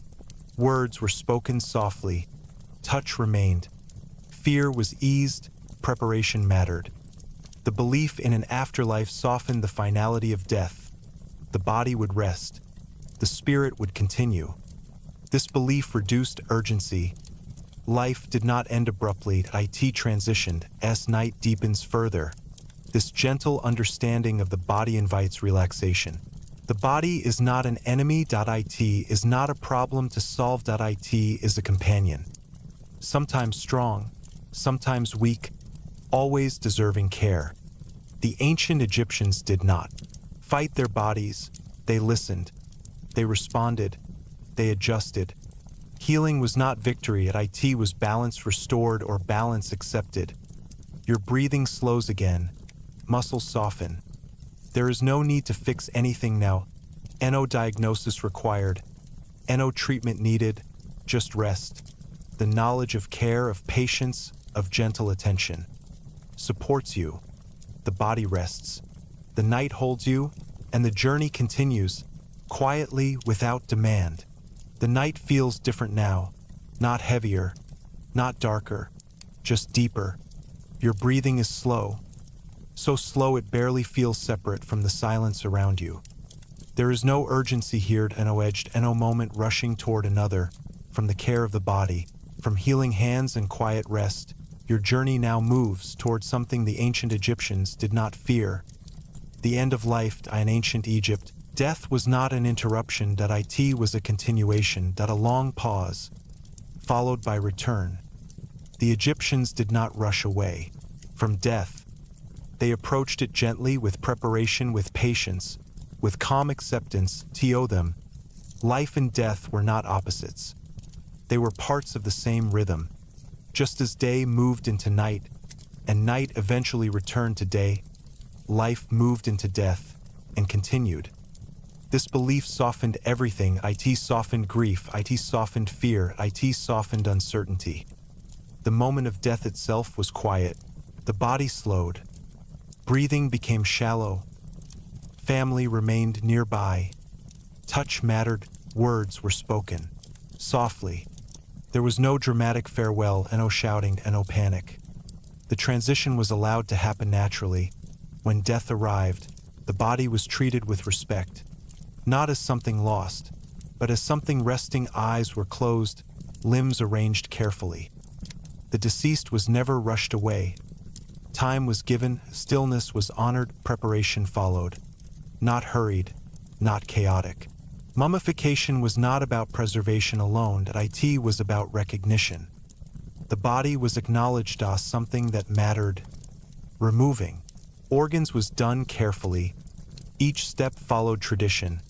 The liver, lungs, stomach, intestines, each placed into canopic jars, each protected by a guardian deity. Nothing was discarded thoughtlessly. The heart remained, always, because the heart remembered it would be weighed later. It needed to stay. The body was cleaned. Natron dried it slowly. Weeks passed. This waiting period mattered. Grief unfolded gradually. There was time to adjust, time to remember, time to breathe. When the body was ready, it was wrapped, layer upon layer, linen soaked in resin, amulets placed carefully. Each symbol chosen intentionally, protection, guidance, balance. Nothing excessive, nothing random. The face was covered gently. The deceased looked peaceful, not frozen. Resting, tombs were prepared long before death. This was not morbid, it was practical. Preparing early removed fear. The tomb was a home, not a prison. It contained everything needed: food, furniture, tools, clothing. Scenes painted on walls showed daily life: fishing, farming, music, celebration. The afterlife was familiar, not strange, not abstract. It was continuity. The deceased would wake and recognize the world. Names were written everywhere, on walls, on statues, on coffins. To write a name was to keep existence intact. Erasing a name was the greatest harm. Memory sustained being. Offerings continued after burial. Food left at tombs. Spoken words. Remembrance mattered. The dead did not disappear. They remained part of the community. Judgment in the afterlife was not terrifying. It was orderly. The heart was weighed against the feather of Ma'at. Truth. Balance. If the heart was light, if life had been lived with care, continuation followed.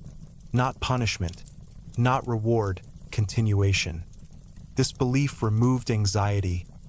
Life did not need to be perfect. It needed to be balanced. Mistakes could exist. Excess could be corrected. The gods were not waiting to condemn. They were maintaining order. The afterlife was not paradise. It was familiarity. Fields, water, work, rest. The same rhythm, just without decay. This image soothed the living. Death did not erase identity. It preserved it. Children grew up seeing tombs. They were not hidden. Death was visible, normalized, understood. This familiarity reduced fear, and no unknown waited. Only continuity as you breathe slowly now. you may feel how gently this worldview supports rest, how the idea of continuation removes sharp edges from thought. Grief existed. Loss was felt. Tears were shed. But despair was rare. Absence was temporary. Reunion was expected. Love did not end. Waited. Even kings followed this path, and no one escaped death, and no one needed to. Equality existed here. Pharaohs prepared carefully, monuments rose. But the belief remained the same: continuation, rest, balance. Time passed differently in tombs, paintings froze moments. Daily life repeated eternally. There was no boredom. There was no decay. Only presence as night deepens further. The idea of rest beyond life feels peaceful, not distant, not frightening. The Egyptians did not rush toward death. They did not cling to life desperately. They lived and trusted. This trust is what made their civilization so calm, so enduring. Nothing needed to be forced. Everything followed rhythm. Your thoughts slow again, images soften. There is no need to imagine judgment and no need to imagine endings. Just imagine rest. Imagine being remembered. Imagine continuity. The long, quiet after is not emptied. It is still, supportive, unrushed. And like sleep, it does not erase awareness. It transforms it. The night holds you gently now. Nothing pulls, nothing pushes. Only rest remains. The night feels endless now, not empty, but full of quiet movement. Your breathing is slow, so slow it seems to follow something larger than yourself.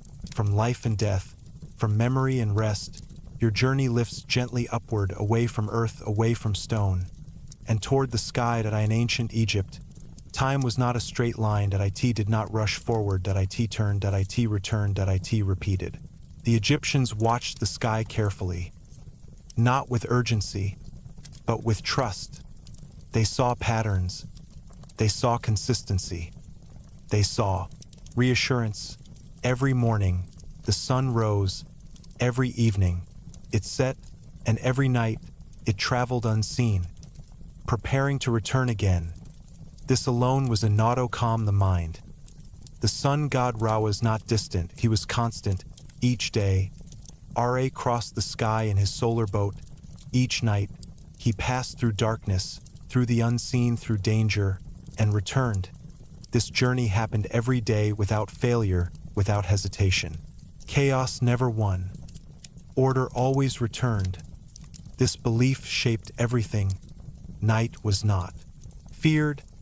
Darkness was not absence. It was passage. As the sun disappeared beyond the horizon, Egyptians did not panic. They trusted the cycle. They had seen it repeat thousands of times. Trust replaced fear. Time itself was divided into meaningful rhythms: day and night, season and flood, life and rest. Nothing existed alone. Everything was part of a cycle. The year followed the Nile. Flood season, planting season, harvest season. Time was agricultural, practical, grounded. Calendars were not abstract. They were lived. Stars marked time as well. The heliacal rising of Sirius signaled the coming flood. When Sirius appeared just before sunrise, the Nile would soon rise. This connection between sky and river was deeply reassuring. The heavens spoke gently, and humans listened. Astronomy was not predictive anxiety. That it was observation. Watching, remembering, confirming. Again, nothing rushed. The night sky over Egypt was vast and clear. Stars felt close. Constellations were recognized, not mythologized excessively. They were guides, markers. The sky was a map. The Milky Way was seen as a celestial river, a reflection of the Nile above. What existed on Earth existed in the heavens. Balance extended everywhere. The afterlife itself was imagined among the stars. The soul traveled upward, joining the eternal cycle. Kings became stars, not isolated, but integrated. Pyramids were aligned carefully, not randomly. Their angles, their orientation, their placement, all connected to the sky. These structures were not just tombs. They were anchors, points of connection between Earth and cosmos. This precision was not obsession. It was reassurance. When alignment is correct, order remains. Time also existed in two forms: linear time and cyclical time. Linear time recorded events, births, reigns, deaths. Cyclical time maintained balance, floods, sunrise, stars. One moved forward, the other returned. Both mattered. This understanding reduced urgency. Not everything needed to be permanent, because return was guaranteed. Failure was temporary. Loss was temporary. Night was temporary. Morning always came as you breathe slowly now. This worldview settles deeply. There is no need to race and no need to arrive. Time is not leaving you behind. It is moving with you. Even the gods followed cycles. Osiris died and returned. Horus lost and regained. Nothing ended completely. Transformation replaced ending. Festivals celebrated these cycles. They were not chaotic celebrations. They were reminders.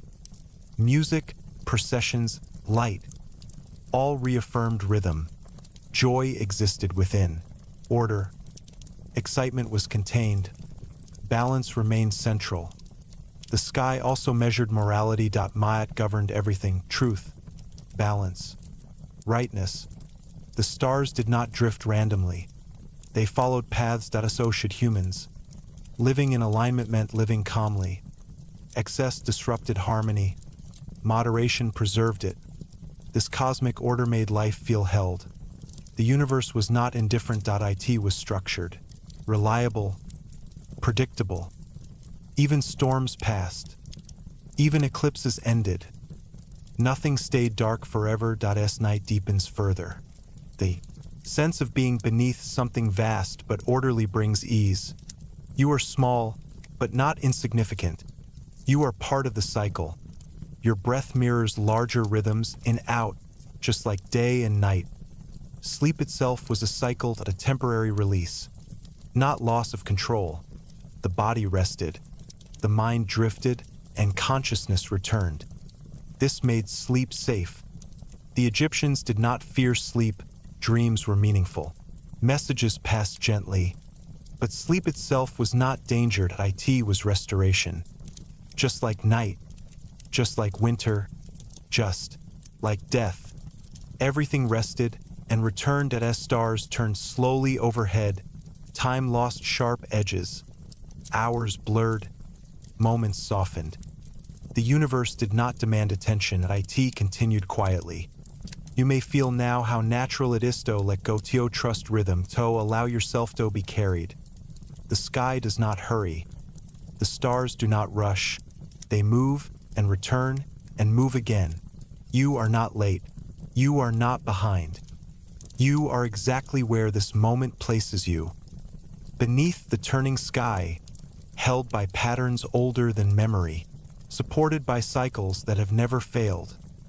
Your breathing slows once more. Thoughts dissolve gently. The universe continues, and you rest within it. The night feels steady, as though it has found its center. Nothing presses forward. Nothing pulls away. Your breathing is slow, balanced, supported by the calm that has gathered over many hours, from stars and cycles, from time that turns and returns. Your journey now settles into something very human. Leadership in ancient Egypt. Power was never meant to be loud. It was not meant to be displayed constantly. It was meant to be carried. The king, the pharaoh, was not simply a ruler. He was a holder of balance. His presence mattered not because he commanded, but because he maintained. The crown itself was heavy, not only in weight, but in meaning to where it was to accept responsibility for land, people, gods, and time itself. The pharaoh stood between worlds, between heaven and earth. between past and future, between chaos and order. This position was not envied lightly. From birth, royal children were prepared. Education was careful, measured. They learned rituals, genealogies, histories, cosmic order.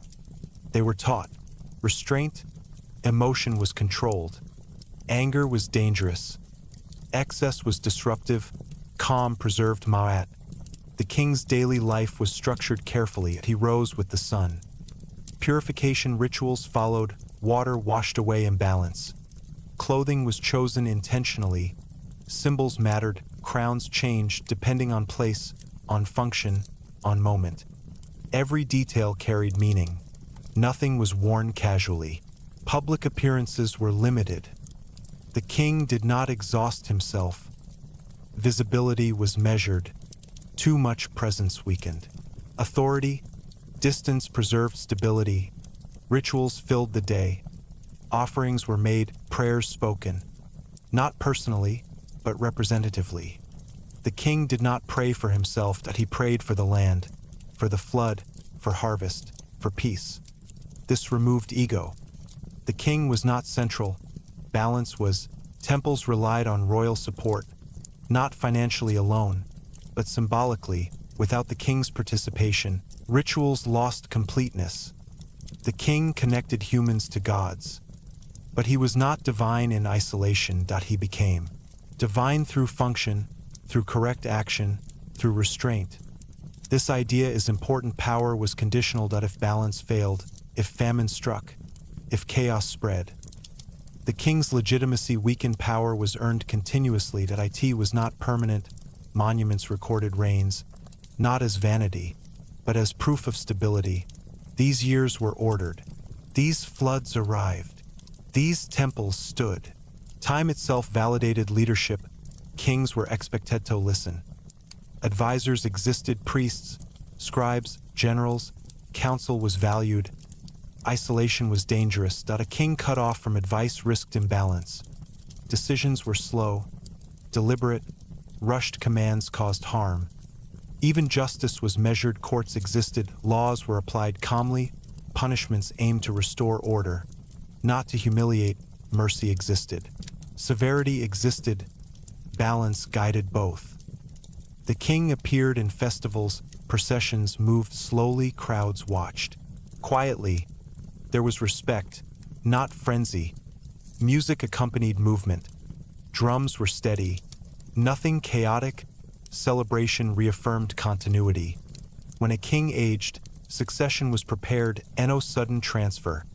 Stability mattered more than novelty. Dynasties endured because transition was managed. Death of a king was not collapse. It was passage. The crown moved forward. Ritual ensured continuity. The deceased king became Osiris. The living king became Horus. Roles transferred. Order continued. Even great kings were bound by this structure. No one ruled alone. No one ruled forever. As you breathe slowly now, you may feel how gentle this understanding of power is, how different it feels from fear-based authority. Leadership here does not shout. It does not demand attention. It steadies. It supports. It absorbs pressure so others may rest.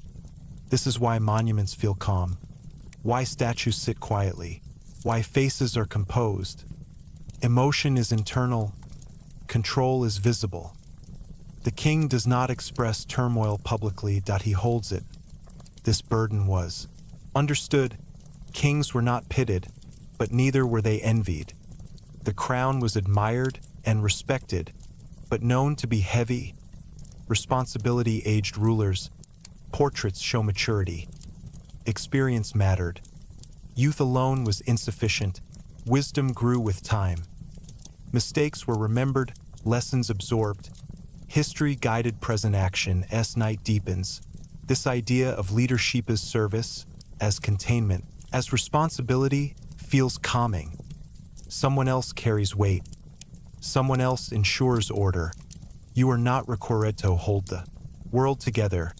That work is shared, distributed, ritualized. The king performs his role. The priests perform theirs. The farmers perform theirs. Everyone contributes, and no one carries everything. This balance allowed rest. Even the most powerful figure slept, and a king rested at night, trusted that rituals performed would continue, trusted that the sun would rise, trusted the cycle. Power did not override rhythm, he followed it. Your awareness softens again. The image of the crown rests gently, not shining, not imposing, but steady, held by hands Trinetto carry without trembling. The weight remains, but it is supported. The night remains calm. Nothing needs command. Nothing needs control. Order continues quietly, and you are free to release attention, to rest, to sleep, knowing that balance does not depend on your effort alone. The night has settled completely now, not as something new, but as something familiar. There is no beginning here, and no clear end, only continuation. Your breathing moves slowly, almost without intention, as if it no longer needs guidance, from kings and crowns, from stars and cycles, from life, death, and quiet time. Your journey now comes to rest in what remains. Ancient Egypt did not seek immortality through noise. It did not shout into the future. It whispered, and those whispers endured. Civilizations rise and fall, often quickly, often loudly, but Egypt remained, not unchanged, yet recognizable, century after century. The same rhythms returned, the same river flooded, the same sun rose, the same stars marked the sky. This endurance did not come from force. It came from patience, from repetition, from respect for balance. What remains is not monuments alone. Stone erodes, paint fades, even pyramids weather. What remains is a way of seeing, a belief that life works best when it follows rhythm, when it does not rush ahead of itself. The people of ancient Egypt did not imagine themselves as masters of time. They lived within it. They observed, adapted, trusted. They accepted that not everything could be controlled, and in that acceptance, they found calm. Their legacy is not instruction. It is invitation, an invitation to slow, to notice, to release urgency. The temples you imagined, the homes, the fields, the quiet rooms of scribes, they no longer stand as they once did, but their intention remains: stillness, continuity, care. Even the gods they worshipped were not demanding. They required attention, but not obsession. They asked for balance, not perfection. This softened life. Mistakes could exist, loss could exist, change could exist. Nothing shattered the whole. As the night deepens further, this understanding settles gently. You do not need to resolve everything. You do not need to reach conclusions. Understanding is not required now. Only presence. Listening itself is enough. The ancient Egyptians believed that to remember was to keep alive. And tonight you have remembered. Not dates, not names, but a rhythm. A way of moving through time without being chased by it. The Nile still flows. Not in the same course, not with the same banks, but the idea of it flows, steady, reliable, unhurried, just like your breath now. In out. The sun will rise again. It always has. The stars will return. They always do. Cycles do not ask permission. They continue quietly. You are not separate from this. You are within it. Rest is not withdrawal. It is participation. Sleep is not absence. It is alignment. The ancient Egyptians understood this. They did not fight rest. They welcomed it. Night was not something to endure. It was something to enter, gently, without resistance. As this journey ends, nothing is taken from you. Nothing is required. There is no lesson to hold on to, only a feeling of being held. By time, by rhythm, by something larger that does not demand attention to continue. Civilizations fade, but calm endures. Stone crumbles, but balance returns. Voices fall silent, but meaning lingers. What remains is not Egypt alone. What remains is the possibility of stillness within motion, of rest within time. Your breathing slows once more, thoughts soften at the edges, images drift away naturally. There is nothing left to imagine, nothing left to follow. The journey has reached a quiet place, at a place without expectation, at a place without urgency. You may stay awake here, or you may drift. Both are fine. The night does not judge, it simply continues, and you are Sophisto rest within it.